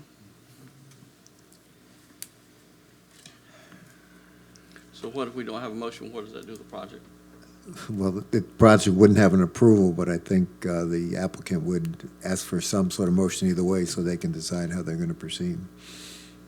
So if you don't want to. If there's more information that you need in order to make a motion, I'm happy to give you that. If you want to continue it until the next meeting, I'm here to ask you, what are your concerns so we can address them? Councilmember Gilbert. You know, I've been listening to this, and we've been involved with this for months, and I've been talking to you all and also to the citizens. And it looks like we're so close to getting, you know, I don't think anybody in life gets everything they want. My kids think they do, but they don't. My grandkids do, but my kids don't. Right. But I think we're so close to getting this thing complete. I just don't know. I'm at a quagmire here because you talked about the entrance, that's been done. You talked about different things. Albany Road, it's not going to be a main thoroughfare, but through our city standards, you have to address that. Right. Right. So I look at council and ask for any kind of help here. We're this close to getting this thing done, and I don't want to belabor it and push it down the road and kick the can down the road, but I don't know if we do a community meeting and say, listen, you know, we'll do one more meeting and go on. I'm mad as, we're there. This is a negotiation. It looks like we're really close, and I want to get there for both parties involved, so And I need some we do help from too. the council on that. It feels like the only thing that may be an issue are the lot sizes. But what I'd like to say is, you know, most of what you're approving right now are 50s and 60s everywhere. These are 62s, but on the outside, they're 75s. You don't have that in very many places in the city. In fact, I'm not sure that you've approved any recently in the last few years. We did the PD so we could give you the architectural design standards, that we could give you the high buffer, that we could give you the extra trail.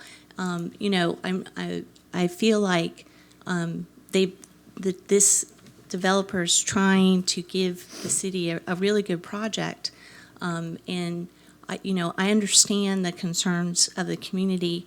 The community is different than it was. It is growing, and we do have. We have to provide homes for the people that are moving here. So I feel like we are trying to give you what you want. I've seen that. I really have. You know, it's taking steps towards the positive for both for the community and the developer. I need council's help on this because we're there. If we do push it to the next one, we'll get done. Can they meet? Can the community meet? Can we get this done with staff till we get this done? Because we're there and we don't want to, I know the cost involved with what you do every time there's an ask. I get that. And I understand what they want. So nobody ever gets everything they want, but sometimes we negotiate and we get what we need. Sure. There's Rolling Stones song like that, we get what you need. So that's all I got to council and to you, and I really need some assistance on this. Councilman Irvin. Yeah, you know, I think I lost count how many times this has come back to us, and we didn't get nobody got everything they want. That's unfortunately life. That's the rule of compromise. We have to work together and work out things. I feel like they have worked with us to be flexible and bring a much better product to us. So. You know, I hate to keep kicking this can down the road. It's just, this is definitely a lot better than what was originally brought to us. But Mr. Gilbert makes a good point. I'd like to know what the rest of the council thinks as well. To me, it's been very frustrating. You know, this thing has gone on and on and on, and every time the developer has come back, they have made concessions. And here we are again with additional concessions. You know, I don't think 100-foot lots is going to make that huge of a difference. I think what's going to be the difference is the quality of the homes and the products that you put on these lots and the landscaping. You know, those are the things that really ultimately determine the difference there. And so I find it frustrating, like you guys, you know, they've made a lot of changes up to this point. This was on the verge of being approved in our last council meeting, and now they've come back with additional changes to try and meet that. So I'm just find it very frustrating. I think I don't know what else you can do other than go back and give them 100-foot lots, but I don't think we don't require that of anybody else. So it's not consistent. So I'll ask again, do we have a motion? I motion to approve. Do I have a second? I'll second. We have a motion and a second. Madam Clerk, please call the roll. Councilmember Gilbert? Aye. Councilmember Fletcher? Aye. Deputy Mayor Matheny? No. Councilmember Urban? Aye. Mayor Blackwell? Aye. Motion carries 4-0. Thank you. Thank you very much. Thank you. 4-1. Oh, excuse me, 4-1.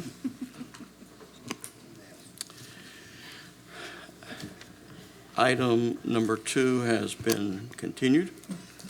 Madam Clerk, would you please read item number 3 into the record?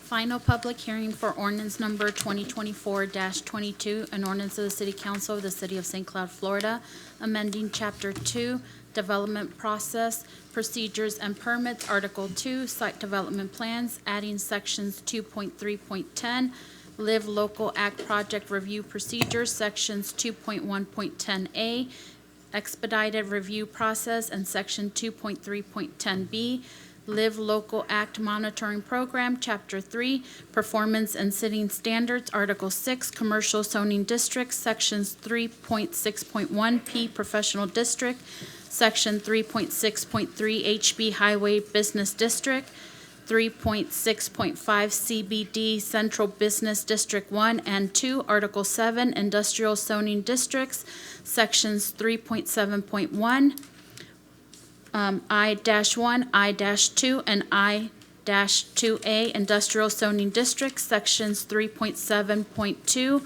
I-3 Industrial Park District, Chapter 4, Site Design and Development Standards, Article 2, Off-Street Parking, Bicycle Parking, and Loading Requirements, amending Table 4.2.1, and adding Section 4.2.6, Reduced Parking Requirements for Live Local Acts Projects, Article 8, Landscaping and Tree Protection, amending Table 4.8.4A, Project Boundary Buffer Yard Standards, Article 15, Supplemental Regulations, adding Section 3.15.13, Live Local Act Projects, Chapter 8, Terms, Definitions, and Word Usage, Article 2, Terms and Definitions of the Land Development Code, providing for subbability, conflict codification, Scrivener's error, publication, and effective date.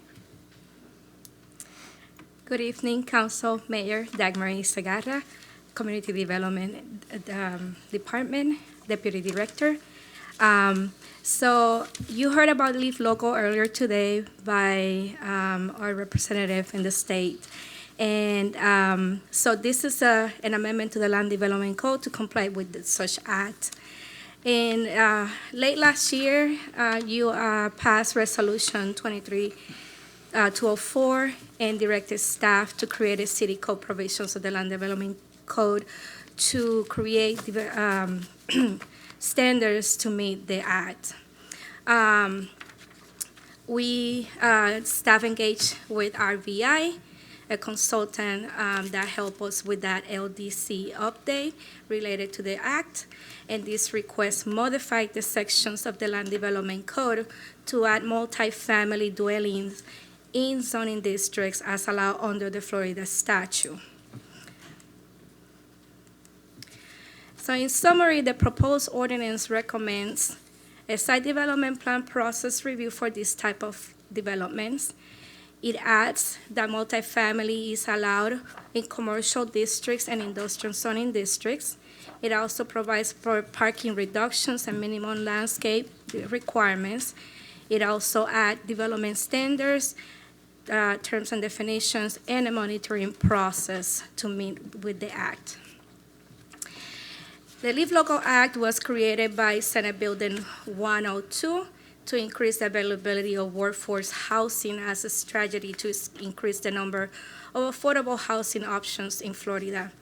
It prevents local governments from restricting eligible projects from the highest available density within a jurisdiction and restricts the highest limits of an eligible project. Permits Live Local Acts projects within commercial zoning, industrial, and mixed-use zoning, and it requires administrative approval by the local government.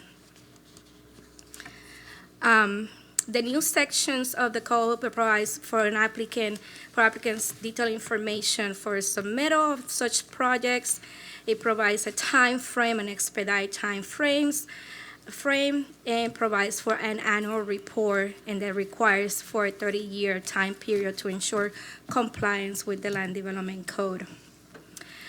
As I stated previously, this type of projects will be allowed in all commercial districts and industrial districts.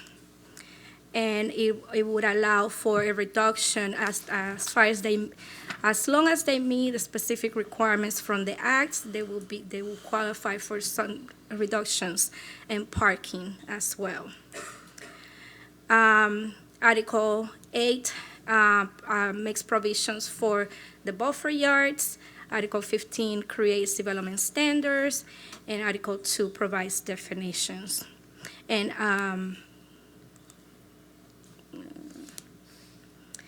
And it is the staff recommendation of approval. The Planning Commission heard this request on February 22nd and recommended approval, and is requesting for this council to approve ordinance 2024-22. I'll be happy to answer any questions. Thank you. Would anyone in the audience like to speak to this item? If not, we'll have discussion and/or motion by council. Councilmember Matheny. Thank you. It's probably more of a question for our attorney. I mean, do we have to adopt this? I mean, is this matching what the state has done to us, or are we adding things in here? Because Well, I like the way you put it, the way the state has done to us. The act that was adopted includes a requirement that the government adopt a process related to reviewing these Live Local Act applications. So yes, we have to adopt. have to adopt something, but the content isn't set. Well, it hasn't been set, but this, this is pretty consistent with what other entities are doing with regard to the review process for these applications. Well, it's not the review process that concerns me. It's that if you go back a few slides, we say that multifamily is allowed in any commercial or industrial zoning, which our lobbyist just talked about it when he was up there. We have very limited industrial zoning, and then so. Well, but unfortunately, the Live Local Act provides that's a requirement. It says specifically zoning categories of industrial, commercial, and mixed use. So we have no wiggle room on that one. That's correct. And then what about the reduction in parking? That's another part of the Live Local Act, We that have you to have do to that. accommodate parking for these projects. What does accommodate parking mean? It's going to be specific to the particular project. So essentially, the way we interpret it is that parking, for the most part, cannot be an obstacle to the project being moving forward. So we can say, okay, you don't have enough parking for this. And if I may address the council, we create what we could, oh my gosh, I apologize. What we were able to do is create standards that they will have to be met in order to acquire those reductions in parking and in landscape. So they will have to develop in a specific way. In the provisions, we included some design standards. So in order for them, the Act asked us to allow those reductions if they are in main access to, I apologize, what is the main roads that has public transportation. So that's what the Act says. So what we're adding is that in addition to that, you will need to design the project in a particular way with the parking in the back, with the frontage closer to the road, make it a more appealing look to it. So that's what we were able to do with this ordinance, create some design standards that will mitigate those impacts. I would argue we don't have any public transportation, but that's another conversation. And if they don't meet that criteria, then they will not be able to request the reduction. Do we have any other discussion from council? Could I entertain a motion? I'd like to move the adoption of ordinance 2024-22. Do I have a second? So moved. We got a so moved from Mr. Gilbert. I've learned that from Councilman Garcia. Madam Clerk, will you please call the roll? Councilmember Fletcher. Aye. Deputy Mayor Matheny. Councilmember Urban. Aye. Councilmember Gilbert. Aye. Mayor Blackwell. Aye. Motion carries 5-0. Thank you. I'll just point out to the council, there's a good likelihood we'll be amending this ordinance next year, I would imagine. because there'll be changes to the Live Local Act as we move forward. There already have been some, but there'll be more next session. Could we please have a reading of item number 4? First reading and introduction for ordinance number 2024-24, an ordinance of the City Council of the City of St. Cloud, Florida, closing, vacating, and abandoning the platted right-of-way generally located between the portion of Ralph Miller Road, east of Haneke Road and west of 12 Oaks Road, and a portion of 12 Oaks Road, east of Haneke Road and west of Hanson Road of the Public Records of Osceola County, Florida, specifically described in the body of this ordinance, providing for suburbility, conflicts, and effective date. Good evening, Dagmar Segarra, again, Community Development Deputy Director. As read to the record, this is an abandonment of Center Lake Ranch, 12 Oaks Road improvement. The property is, the area to be vacated is approximately 4.2 acres, and staff recommends approval. In this, I would like you, this is going to be a little bit too challenging to explain, but the area that is highlighted in red in this map right now, that's the area to be vacated. I'm going to be showing you, this is the background of where the location of those two lines are. This is to be a vacation because they are realigning 12 Oaks and Center Lake Ranch for the construction of Center Lake Ranch Boulevard. So this is right here what the new realignment is going to look like. This realignment has already been approved through the county. As you can, I don't know how well you can see from this depiction, but as you can see, the 12 Oaks and Ralph Miller realignment, that abandonment or right-of-way on the bottom is no needed because that is the new realignment. Here is a depiction of the 12 Oaks Road abandonment in 2 sections, and this is the depiction of the Ralph Miller Road abandonment. It meets all the criteria of the Land Development Code, and staff recommends approval or ordinance 2024-24, and I'll be happy to answer any questions. Thank you. Would anyone in the audience like to speak to this item? If not, we'll have discussion or motion by council. So moved. We have a motion from Councilmember Matheny. Do I have a second? Second. We have a second from Councilmember Fletcher. Madam Clerk, please call the roll. Deputy Mayor Matheny. Aye. Councilmember Urban. Aye. Councilmember Gilbert. Aye. Councilmember Fletcher. Aye. Mayor Blackwell. Aye. Motion carries 5-0. Thank you. Madam Clerk, could you please read item number 5? Resolution number 2024-038R, a resolution of the City Council of the City of St. Cloud, Florida, amending the fiscal year 2022 and 2023 annual action plans for the Community Development Block Grant Program, providing for conflict and providing an effective date. Good evening. Good evening, Antoinette Forbes, Economic Development Director. This is the public hearing for the action plan amendments for 22-23 for the CDBG program. So under the consolidated plan, which is a 5-year plan, it addresses our priorities and how we plan to spend. Our annual action plan says how we intend to use our annual allocation throughout the year. And so the change would look as follows. For 2022 resources, we were going to increase the amount for housing to $237,697. That is to reflect a previous program we were intended to do under public services, which is the purchase of a fire rescue boat. And so we will not be doing it under this particular fiscal year, but in a future fiscal year. And so because that money needs to be spent relatively quickly, we're going to increase the amount of funding towards our roofing program with Habitat for Humanity. So that additional amount that you see, the $237,697, will go all to the Habitat for Humanity agreement, which is later on further on your agenda under a council action item. And then under public services, the $30,000 will go towards the Career Source Summer Youth Program, where they hire out St. Cloud students to work as St. Cloud businesses for the summer for a period of 8 weeks, and they get a small stipend. Under 2023 resources, we are reducing the amount of housing to $154,840 and increasing public services to $42,000. And this is basically, we're just reallocating funding in the way that we are allowed to spend it. Under public services, you can't spend more than 15% per year, which is why we had to increase it in 1 year and decrease it another year. With the housing, we have more flexibility.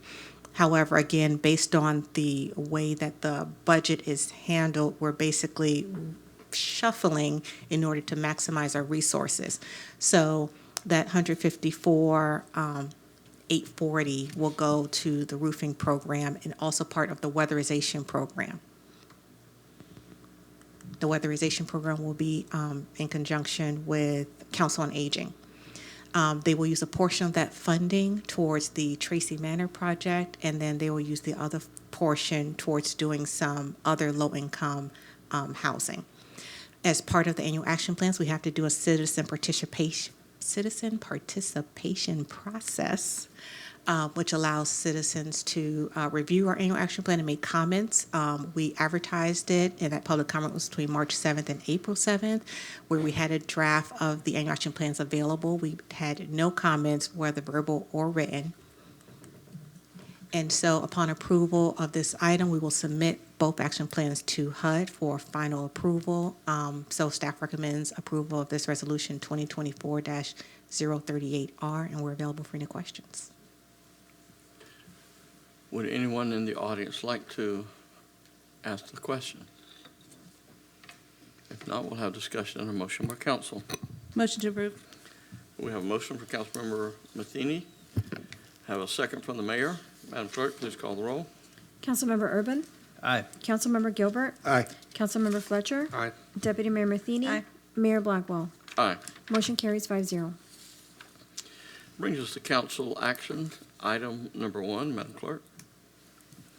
Resolution number 2024-039R, a resolution of the City Council of the City of St. Cloud, Florida, authorizing the mayor to execute the addendum to the subrecipient agreement between the City of St. Cloud, Florida as an entitlement city and Habitat for Humanity Greater Orlando and Osceola County dated February 8th, 2024 for housing rehabilitation services, utilizing community development block grant funding and any amendments therefore, and providing for an effective date. Good evening again, Antoinette Forbes, Economic Development Director. So this item is in direct correlation to the previous resolution that was passed. So now that the funding has been established, this simply is a request to increase the amount of funding that we have already allocated towards Habitat for Humanity. Thank you. Would anyone in the audience like to speak to this item? If not, we'll have discussion and a motion by council. Motion to approve. A motion from Councilmember Matheny. Do I have a second? Second. Second from Councilmember Fletcher. Madam Clerk, please call the roll. Councilmember Gilbert. Aye. Councilmember Fletcher. Aye. Deputy Mayor Matheny. Aye. Councilmember Urban. Aye. Mayor Blackwell. Aye. Motion carries 5-0. The next items on the agenda, items 2 through 5, are before the council for first reading and introduction for the sole purpose of the council to authorize the publication of the ordinance for final hearing. The council will not take final action on the items tonight. Full presentations and public input on the ordinances will occur at the final hearing at which the council will consider final action. Madam Clerk, could you please read item number 2 into the record? First reading and introduction for ordinance number 2024-26, an ordinance of the City Council of the City of St. Cloud, Florida, assigning a future land use designation of low-density residential to approximately 14.37 acres identified as Vista Grand, located north of Old Hickory Tree Road, south of Nolte Road, east of Old Hickory Tree Road, and west of Hickory Tree Road, providing for amending the official future land use map of the comprehensive plan, filing of the Planning Commission recommendation and proof of publication, applicability and effects, severabilities, copies on files, and effective date. Do I have a motion from the council for the adoption of the first reading of ordinance 24-26? 26. Motion to approve. I have a motion from Councilmember Fletcher. Do I have a second? Second. Second, Councilmember Urban. Madam Clerk? Councilmember Fletcher. Aye. Deputy Mayor Matheny. Aye. Councilmember Urban. Aye. Councilmember Gilbert. Aye. Mayor Blackwell. Aye. Motion carries 5-0.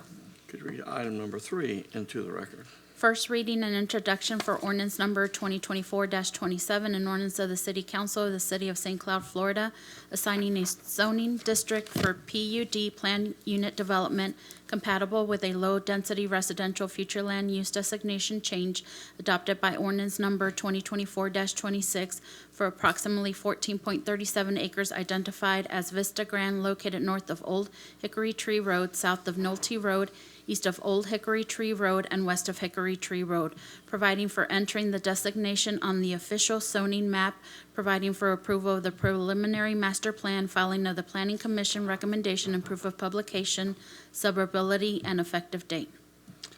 Could I entertain a motion for the publication of this ordinance for a final hearing? Motion to approve. Motion from Councilmember Fletcher. Do I have a second? Second. Have a second from Councilmember Matheny. Madam Clerk? Deputy Mayor Matheny. Aye. Councilmember Urban. Aye. Councilmember Gilbert. Aye. Councilmember Fletcher. Aye. Mayor Blackwell. Aye. Motion carries 5-0. Madam Clerk, could you please read item number 4 into the record? First reading and introduction for ordinance number 2024-29, an ordinance of the City Council of the City of St. Cloud, Florida, amending Chapter 2 Development Process Procedures and Permits, Article 4, Subdivision Plans, Sections 2.4.1 through 2.4.12 of the Land Development Code, and update procedures of platting and vacations of easements, providing for suburbility, conflict, administrative corrections, codification, publication, and an effective date. Could I entertain a motion? Motion to approve. Motion from Councilmember Fletcher. Do I Second. have a second? Second. Second from Councilmember Gilbert. Madam Clerk? Councilmember Urban. Aye. Councilmember Gilbert. Aye. Councilmember Fletcher. Aye. Deputy Mayor Matheny. No. Mayor Blackwell. Aye. Motion carries 4-1.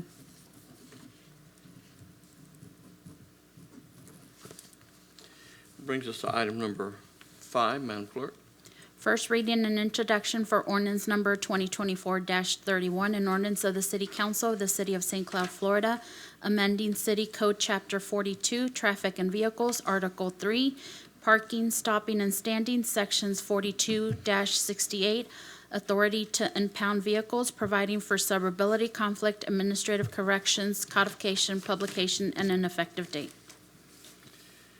Could I entertain a motion for the publication of this ordinance for final hearing? So moved. Councilmember Matheny has made a motion. Do I have a second? Second. Second, Councilmember Fletcher. Madam Clerk? Councilmember Gilbert. Aye. Councilmember Fletcher. Aye. Deputy Mayor Matheny. Aye. Councilmember Urban. Aye. Mayor Blackwell. Aye. Motion carries 5-0. Brings us to our illustrious city attorney, Mr. Manzares. I do not have anything, Mr. Mayor, but thank Nothing you. illustrious today. And now our city manager, Ms. Miller. I want to be illustrious also. You are our dynamic, Thank you. our dynamic city manager. Thank you. Earlier tonight, during the economic development update, we had Ms. Forbes mention that the Hispanic Chamber came to St. Cloud, and it was the event that we had downstairs. I just wanted to comment on it, how nice it was. They had Vanessa's Coffee Shop come, and she came and explained why she picked St. Cloud for her first location. Talked about expansion into a total of, I guess she has 3 businesses throughout Central Florida now, and that now she's selling franchises. So it was such a great success story of a small business that started in St. Cloud. So I wanted to share that with you. Yesterday marks 1 month since we started having some cyber issues. I just wanted to give the council a quick update that at this point, IT network and most of our software is up and running. There are still things that we're having to work out. Our solid waste department has been going to Toho Water Authority, I think every day for about 2 weeks, trying to catch up on some of the solid waste billing. But there's a lot of data entry in several departments. So, but we are coming back strong. So I just wanted to give you an update on that. We had a very nice employee memorial yesterday. Thank you. Several city council members came, and that meant a lot to the employees to have you there. We appreciate that.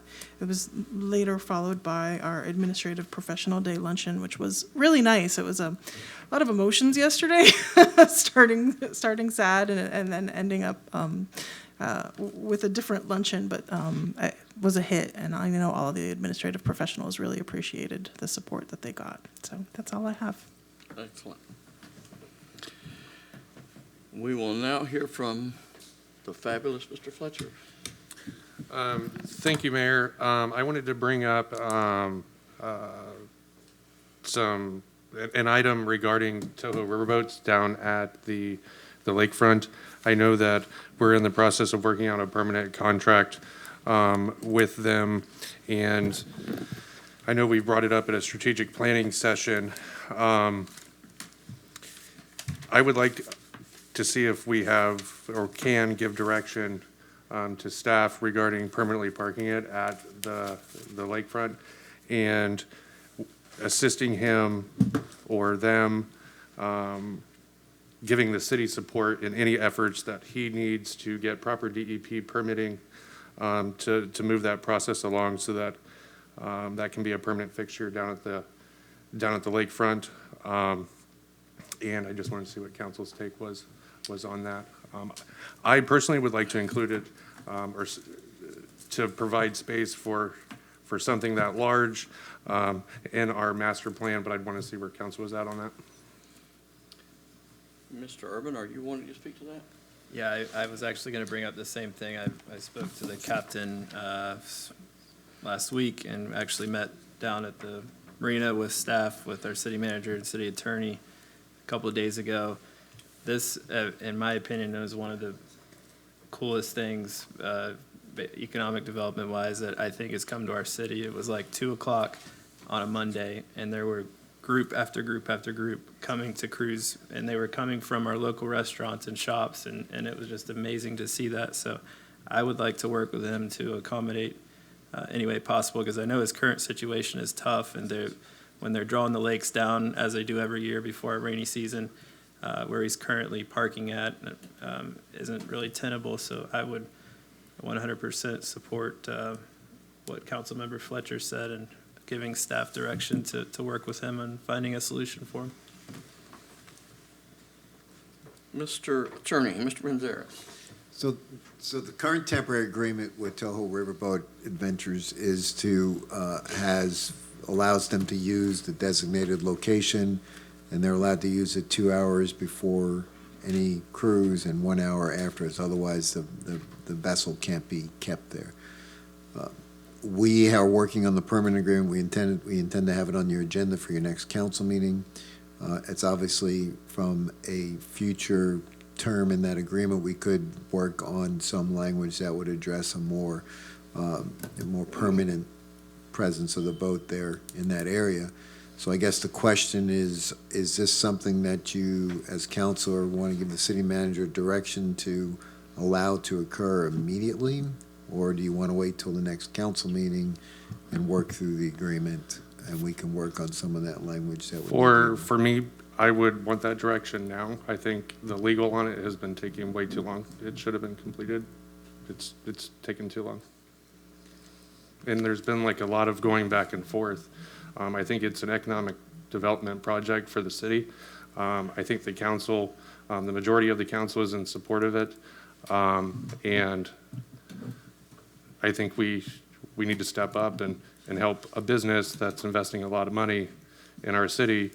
And, I talked about it at the strategic planning session. We spent $130,000 on advertising. And then we also talked about the value of good media and good press of the city. The amount of good news stories and advertisement and publicity that operation has given us, we couldn't even match it. So I think we need to assist him down there. I mean, that's just my opinion. Councilmember Gilbert. Well, I have a little bit of different take on this. I look at it as tourism, and I look at it as tourism dollars, and I look at the extra dollars that those folks spend in their other areas. and I don't know that economical impact yet because we haven't had enough months to study it. But I'd really like to see a study done on that, and I spoke with him. But I truly believe the economical impact that this entity will be bringing folks from outside of our county, outside of our city, and even outside of our state to do these functions, both private and public functions. The owner of the vessel, has groups that come in, and he also has public that comes in. And I think the tourism dollars, and if we got the pedicabs coming, we got this coming, I think that's just one thing that will add additional revenues to our vendors in all of St. Cloud. So I had to look at this two ways of what cost do we want to associate, what revenues, but I think our ROI is very good having this, so I think we need to at least work with this group because of the uniqueness of what they have to show for the tourism. It's unique. I don't know if there's anything around it. If not, there's nothing within 60 miles. So I would like to see us work with them to find a solution that actually, when those tourists come in, go, wow, this is set up great. Wow, this is working great. Wow, it's easy in, easy out, not making it difficult for them not to have a great experience. That's my thought. It's a little different take on the rest of you. I'm looking at monies generated for the city of St. Cloud. Thank you, Mayor. Councilmember Matheny. Thank you. The struggle I have is I feel like what we do for one, we need to do for everyone. So it's a singular business. And yeah, he's got a niche idea, but frankly, he did it the cart before the horse. And I just, that's what I struggle with. I'm not able to give like a blanket, like go forward and do whatever you can and help him and give him a spot and whatever. I need to see the particulars of like what's happening, because I've had complaints from businesses that are like, well, I want to do that. Well, why can't I do it? If you're letting them do it, why can't I do this? I want jet skis. I want this. I want, it just kind of, my thing is like what we do for one, we have to be prepared to do for all, or, there needs to be something. I agree, maybe there's a study and it's like, wow, this is great. And it's generating, $1 that comes in is multiplied by 6. I don't know. But it's like so short term. I'm not trying to like shoot his business down, but I'm also like, well, I think, these are taxpayer dollars. We have to be judicious. Like, that's my concern with it. I completely agree with you. It is taxpayer money. I know that with the captain, and I've heard this from multiple business owners, it's been difficult. We always hear that it's hard to start a business. It's, this and that. And I've been in meetings, back in January regarding coming up with a plan of how to get this moved along. And here we're still, it's still being pushed out because staff doesn't have clear direction from the council. So that's what I'm looking at to try to help along, so that he's trying to run a business. Like he's trying to, obviously he has the support, he's trying to run the business, but then there's all this stuff lagging behind, when in all honesty, he could go buy a parcel on the lakefront, on the lake, and go set up a business there. And that shouldn't be the way. He approached the city 2.5 years ago and said, this is my idea. Can you please help me? Can you please help me? Can you please help me? And the can was kicked down the road. So somebody who's passionate, born and raised in St. Cloud, who's trying to start a business and spend $1 million investing in his hometown, should have some help in the city behind him to do it and not be given hurdles and all kinds of different things. It should be a clear path. Like, how do we help you? I had reached out to the state rep to see if we could get some movement with DEP. And she even had an effort to even reach out to DEP, FDEP, to try to help some stuff along, but there still wasn't clear direction on our part. So it's kind of frustrating, and I just wanted to bring that up tonight to see if we can give some direction to help move them along. Mr. Urban. Yeah, so I know it was mentioned we're working on a permanent agreement. The reason I was going to bring it up tonight before Councilmember Fletcher did was the same, when I spoke to the captain, he's kind of in a dire situation right now because where he keeps the boat, the water's too low, and I want to be as accommodating as possible. I do understand and respect the concern about, well, if you do this for one, you got to do this for everyone. if somebody else shows up with a paddle boat in our city and is bringing in hundreds of tourists a week, we'll cross that bridge when we get to it. But this is a unique situation, I think, and I would be in support of giving direction to work with him to find a permanent solution at our marina. And I'd like to at least allow him to keep it there until we get the permanent agreement in place for now, so that we're not, that he's not in the situation he's in, so. Ms. Miller? Thank you. I just wanted to clarify the specific request of where he's wanting to be, because I know Deputy Mayor Matheny was mentioning that you'd like to see where he's talking about. It's actually where he's asking to stay overnight is where he's parking the boat for the hour on before and after, the 2 hours on. So it's that is the same location. He would be investing in some equipment, whether it's like this is not my area, but like a type of a dock system that can attach to the boat, and he could lift it up and move on. So he's not we're not actually looking at taxpayer dollars for what he's requesting right now. I think there was a couple times a mention about taxpayer dollars. He has previously paid for the improvements at that location, we told him how much it was going to cost, and he's paid to do those things. He also does pay us rent.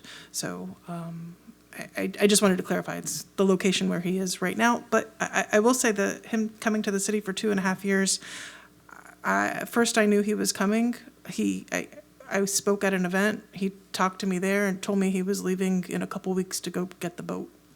He'd already purchased it. Right. So, thank you. And I just need to clarify, I think, he does not pay the city rent. He pays a franchise fee. And you're like, why is the lawyer saying that to me? Because if we were collecting rent associated with the use of the lake, then we would be having a bigger issue with the state. So we provide a franchise fee for the dirt access to the vessel, if that makes sense. Well, I'm certainly pleased that, this opportunity is at the lake, but I'm also in agreement with Mr. Gilbert. We need some kind of statistics on, where is it at, what's it doing, the impact that he's having. That would certainly enlighten us and give us some wisdom. And I think I certainly agree with Councilman Matheny. This is a for-profit business, and when you start making concessions here, they don't mind lining up and reminding us that you made this concession. Why can't you make it for me? So I'm certainly want the city to work, with this operation and do everything that we can to help facilitate it within reason, but then bring us back some recommendations that we can act on, that we know what's going on and how we can make wiser decisions as far as supporting what the staff does. So at the workshop, I think Ms. Holtkamp was concerned about DEP previously. Captain Stitch has told us that he doesn't think that this is going to require a DEP permit. What he's looking to do, which I think resolves some of her concerns, but not all of her concerns. We do have a draft of a permanent agreement that we were planning on putting on the next agenda. We brought it up at the workshop so that we could determine how we were going to include this language.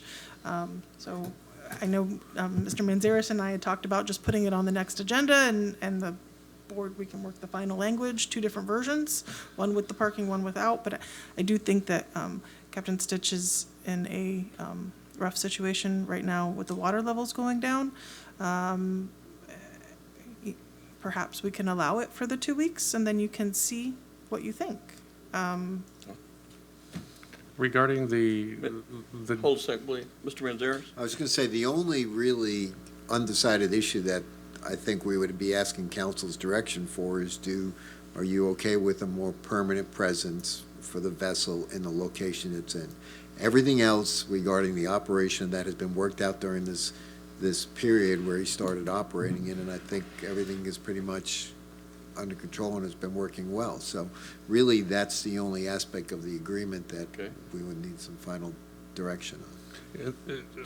And then with DEP, because I know that that keeps getting brought up, there's been some mention of that.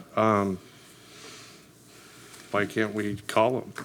And why can't we reach out to somebody and, like, how do we find out if we're in violation of our permit? Well, my experience with that, especially with the use of the state waterways and the lakes, is they're going to be like any other state agency. They're not going to give you an answer over the phone based on what you say, this is what I think I want to do.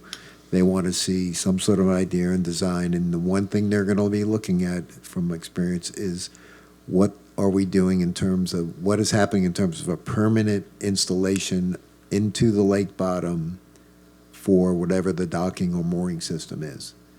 And that's when it'll get to my experience is that's when it'll get to whether an official formal permit with all the engineering and all the applications and the consideration that the state is going to want for mooring or putting a permanent structure into the lake bottom, that's when all that's going to start. So if the system that is being proposed, just generally speaking, does not require any sort of a fixing of anything into the lake bottom, then it might be something that DEP says, no, you don't need a permit for it. But they're not going to give us that clarification until someone tells them this is what we're going to do. But Parks and Rec Director Holtkamp, on Monday, we went there, and she did tell him that she would reach out to the people from DEP that she has contacts with. But people think that we are hard to get in touch with sometimes, and that's a whole different ballgame. And so I think there's been some discussion about, and you mentioned, I think Representative Stark had reached out to them. And I think that's a good course of action to go to, but I think there has to be some decision about what is being requested before we do that. I was at that meeting on Monday and talked about it, and again, I have some experience with this up in different parts of the state in regard to DEP and the construction in the lake for waterways for like this. And it sounds to me like the system that Captain Stitch has proposed would not require a permit based on it. But that was the first I'd heard of that system. Because for me, when I see the opportunity of a riverboat coming and all this stuff, I say, oh, this is economic development project. We have an economic development team, go up to another city, take a look at their operation, how do they do it? Their lawyer, how did they go through these processes? And help, move it along. Not everybody can hire, a big engineering firm to come in who knows all this stuff and spend, a ton of money. That's just how I, kind of baking it down, so. Well, and then one of the other issues that we have talked to him, the operator, about is if this is what you're going to go through in the sense, are you the one that's going to be paying for that, and going and hiring the engineer that DEP is going to want to do the permitting and do all that? And if that's something that the council wants to provide and support in terms of resources, that's obviously your prerogative. But that's part of how we've looked at it. And I would ask you, Mr. Fletcher, to remember those other instances you've talked about, as Councilwoman Matheny pointed out, were done. They weren't done with the cart before the horse. We have spent a little bit of catch up trying to address this situation because of how the city really wasn't involved, and we weren't asked to work on anything related to it because I don't think staff knew what was really going on until after the individual had purchased a boat. But we're willing to help. We've got an agreement in place. It'll be on your agenda next. I guess for right now, if the council's okay with it, as the city manager pointed out, we could allow it to stay in the current location where they use for embarking and debarking for the tours, and just let it sit there for the next 2 weeks, and then we would bring back an agreement with you that would include that as an option for the council to approve at your next council meeting. Okay. The benefit of that, too, would be that if we were going to get complaints about it being right by the boat ramp. Understood. Councilmember Gilbert. Well, I tried to look through windshield a lot more than I look through the rearview mirror because the rearview mirror's a lot smaller. So we have a boat in our lake. I don't think we can take it out and say we're going to do some more research before we come back to you. I think we have to deal with what's in front of us now versus what the past is. Also, what is permanent? You know, permanent agreement is a 3 to 5 year agreement. You know, as we get our seaplane base here also, we have to accompany that too. So if we ever do any docking or something, it should be a part of the master plan. And also a permanently, to me, is usually about 3 to 5 years. And that's what I'm looking for, to do a study of economical impact. We really don't know until we go through the seasons and go through a few years of those seasons to have the economical impact. So I would urge this council to look through the windshield, not the rearview mirror, and see what we can do to get this thing moving forward versus what happened in the past or what other areas. This dude put $1 million into this. Not if it's right or wrong, but it's here now and it's here today and we're living it today. So let's put our heads together, see how we can make this successful for the city of St. Cloud and also this entrepreneur that's donate or put in some money. Because other folks that come here, we try to help them start their business too. Thank you very much, Mayor. Councilmember Matheny. Well, the only thing I wanted to mention about his permitting is that, that the DEP is, their 404 program is halted. You know that, right? There's a lawsuit. So if he's having to get a permit from DEP, it's like on some unknown timeline right now. Like everybody's projects are stopped. And, you know, all my projects at work, it's like everybody's doing like we have no idea. Like it's just in no man's land. So that's a problem And too. hopefully the court's going to tell them, you need to start doing this. Right, but there's no timeline. Right. They've asked It's for just an in a. injunction. I think Then do we have a consensus to allow their proposal that they continue to allow them to stay where he's at? And they'll bring back some, whatever you I see 3. finalize at our next council meeting? I see We have a 3. consensus for that. And again, the agreement is, we'll have it finished tomorrow. So that'll be on the agenda May 9th. You have anything else, Mr. Fletcher? No, that's it. Thank you. Mr. Gilbert, the great Mr. Gilbert. Oh, thank you. I'm done, Mayor. Thank you, sir. It's going to keep a different adjective, though. The only you I could come up was the ultimate, Mr. Urban. I'm scared what mine's gonna be. I have nothing, thank you. Wow, that is great. And how about the mob? Matheny. Oh, thank you. I thought it would be menacing. Or something. I have a couple things. When the resident got up and was talking about recycling, I just wanted to mention, which you probably already know, and Mr. Felblinger is gone, but there is the Office of Sustainability at Osceola County, and they are working on some recycling. Glass. Yeah, glass items. So just, you guys probably knew that. So one thing I just wanted to ask council, and I know this has come up in my term here. A lot of times people come and they're like upset about the condition of the roads in the grid. And I've been getting complaints on Virginia Avenue, and so I'll go drive down Virginia Avenue, and I'm like, man, this is rough, you know?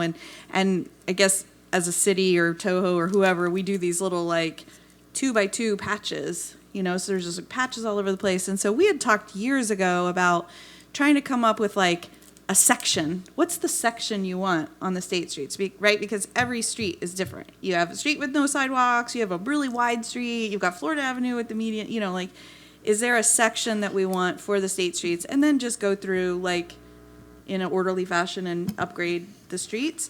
So I just wanted to see how the council felt about trying to like work on something like that. Now I know the email I got from Mr. Tomek was that they're looking at the PCI, which is like pavement condition index for the roads. But I mean, frankly, I don't know what we've been doing. The roads on the state streets are really rough. I mean, I know we had a project where we were lining all the utilities and the, but just there, I don't know. They're just in really rough shape. I would like to see if we could like start a program of like milling and resurfacing these roads, adding sidewalks if we need them, that kind of stuff, and just what everybody else was thinking. Kind of like a maintenance plan?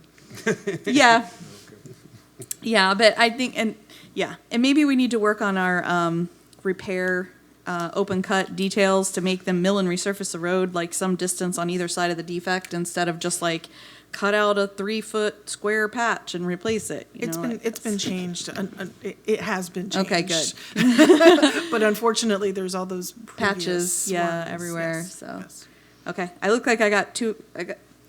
Okay, so we're doing like a complete street study to determine what we want each of the streets I mean, to I don't look want to like? get wrapped around the axis and like take 3 years to come up with a decision. I mean, I think it's just like, as staff decide, you know, here's what we're gonna have, like 10-foot travel lanes or 12-foot travel lanes, and then start rehabbing the streets. I mean, So, sorry, I want to say yes, and we'll do whatever the council wants. I just, we typically have limited funding for Sure. repaving. So part of what we were doing was we were updating the PCI, and then we were going to prioritize the worst roads first. So are you saying completely separate from that, you want us to dedicate a specific amount of funding like every year to start doing yes, it? I think we need to. I mean, I think that's what other jurisdictions do, is there's a dedicated, you know, you're like, we're going to get through all these roads in 10 years and divide it and fund it that way, you know, like. I would like us to come up with a plan, but I don't want to get too far down, like a 3-year study and we can't start it till next fiscal year. And then, you know, and then it becomes like a whole. Don't we have a plan on resurfacing and things such as that? Well, right, so we do, and this year, we're in the process of redoing it. Part of what we do is we go check the pavement condition index of every road, and then we reprioritize them again. Now, are the state streets a part of that? Yes. But how much are you funding annually towards this? Because I don't really see roads getting resurfaced. That's a wonderful question. I know, like, this past year, we did roads in Stevens Plantation. I think we did some in Deer Creek. I'm getting the number, the two, but I don't know, 2 subdivisions, 2, huh? $2 million a year. Half a city block. Yeah. Yeah, so what I can tell you, which is a positive, is the solid waste franchise fee that we recently adopted, I think it was within the past year, that is now going towards streets. So like that is the purpose of that. So now we actually have a small funding source to help us. I'll find out how much more we're bringing in, and we'll start seeing what we can do as a plan. But we'll see what we can do. Well, I think all of us here would certainly love to see, you know, all of the streets, but especially in the grid, improved and sidewalks added. But that's one of the most expensive things that we spend money on, are roads. Roads are so unbelievably expensive. But if we don't aim at something, I'd rather aim at something and miss it than aim at nothing and hit it. And so if you could bring back a plan of, even if it takes 10 to 20 years, you know, Right. better than what we got now. Do we have a sidewalk crew? Not just for sidewalks, no. So one of the things that I've always talked about at work is, you know, like if you could hire a dedicated sidewalk crew, I mean, that's so much cheaper than hiring out sidewalk. So, and a good sidewalk crew can do a lot of the sidewalk without plans and stuff. It's like, here's the FDOT details and you just build the sidewalk. I mean, and that's, you know, would provide probably three positions at the city, but you could do so much more work. I mean, a set of plans is $50,000 for one road, you know, and then to construct it, it's like if you have internal staff. And also, the city of Kissimmee has multiple sidewalk crews. You'll see them like with their trucks and it says sidewalk crew or whatever, and I'm just kind of spitballing. I wonder if they're busy 100% of the time, or if we could borrow them, you know, and like pay the city something to like, hey, they're only busy 85% of the time. Well, that You don't 15 think they would donate it then? Probably not. I don't think so. But like maybe that 15% they're not busy, they could come help us. Out of the and stuff. goodness of their heart. Yeah. That's it for me. All right. You have direction on that then? I do, and I also want to point out, I turned my light on because I forgot to tell the council All right. something. You can pass that down for me. I'm passing out a letter from Toho Water Authority. They have requested, Ms. Reland Ketchum, her term is expiring on September 30th, and she has requested to be reappointed for the 3-year term, and they support that request. So I would need consensus if the city council is okay I think doing she's that. a wonderful addition. Okay. You said she's willing, right? Yes. She's Yes. willing, okay. Yeah, she's awesome. Two That's thumbs awesome. up. Yep. Thank you. And then I also had an email from Osceola County. Right now is when everybody has to get the letters from supporters for the community project funding requests through Congressman Soto. So they have, they're working on 4 different requests that they would like letters of support from the city. The city council has given me permission previously to sign these, but it means more coming from the mayor. So I would like for consensus for the mayor to be able to sign these letters. Okay. Need them by May 1st, so we'll get that done. We are agree with that, aren't we? Yes. We'll be glad to sign those. Thank you. Thank you. Is that it? That was it. I'm sorry about that. Mr. Manzares, has there been any delay on Form 6? Is that still going to be a requirement of all of us sitting here? I wish I had better news for you. There's been no delay on it as of yet. So. Okay. June 1st, right? July 1st. July, oh, good. I did reach out to City of Kissimmee City Manager to find out if his commissioners knew any accountants that were familiar with the Form 6 also, but I haven't heard anything back yet. All right. With that, the bad Blackwell doesn't have anything additional to add. Brings us to our information section, report section, Thursday, May the 9th. There will be a city council meeting at 6:30 here in council chambers. Proclamations were issued this week, or have been issued in recognition of Historic Preservation Month and recognition of National Water Safety Month. Warrant list number 7 is reports as available for your review. There are no additional items on our agenda. We are adjourned. Thank you for participating in your government. There were two different things I need to follow.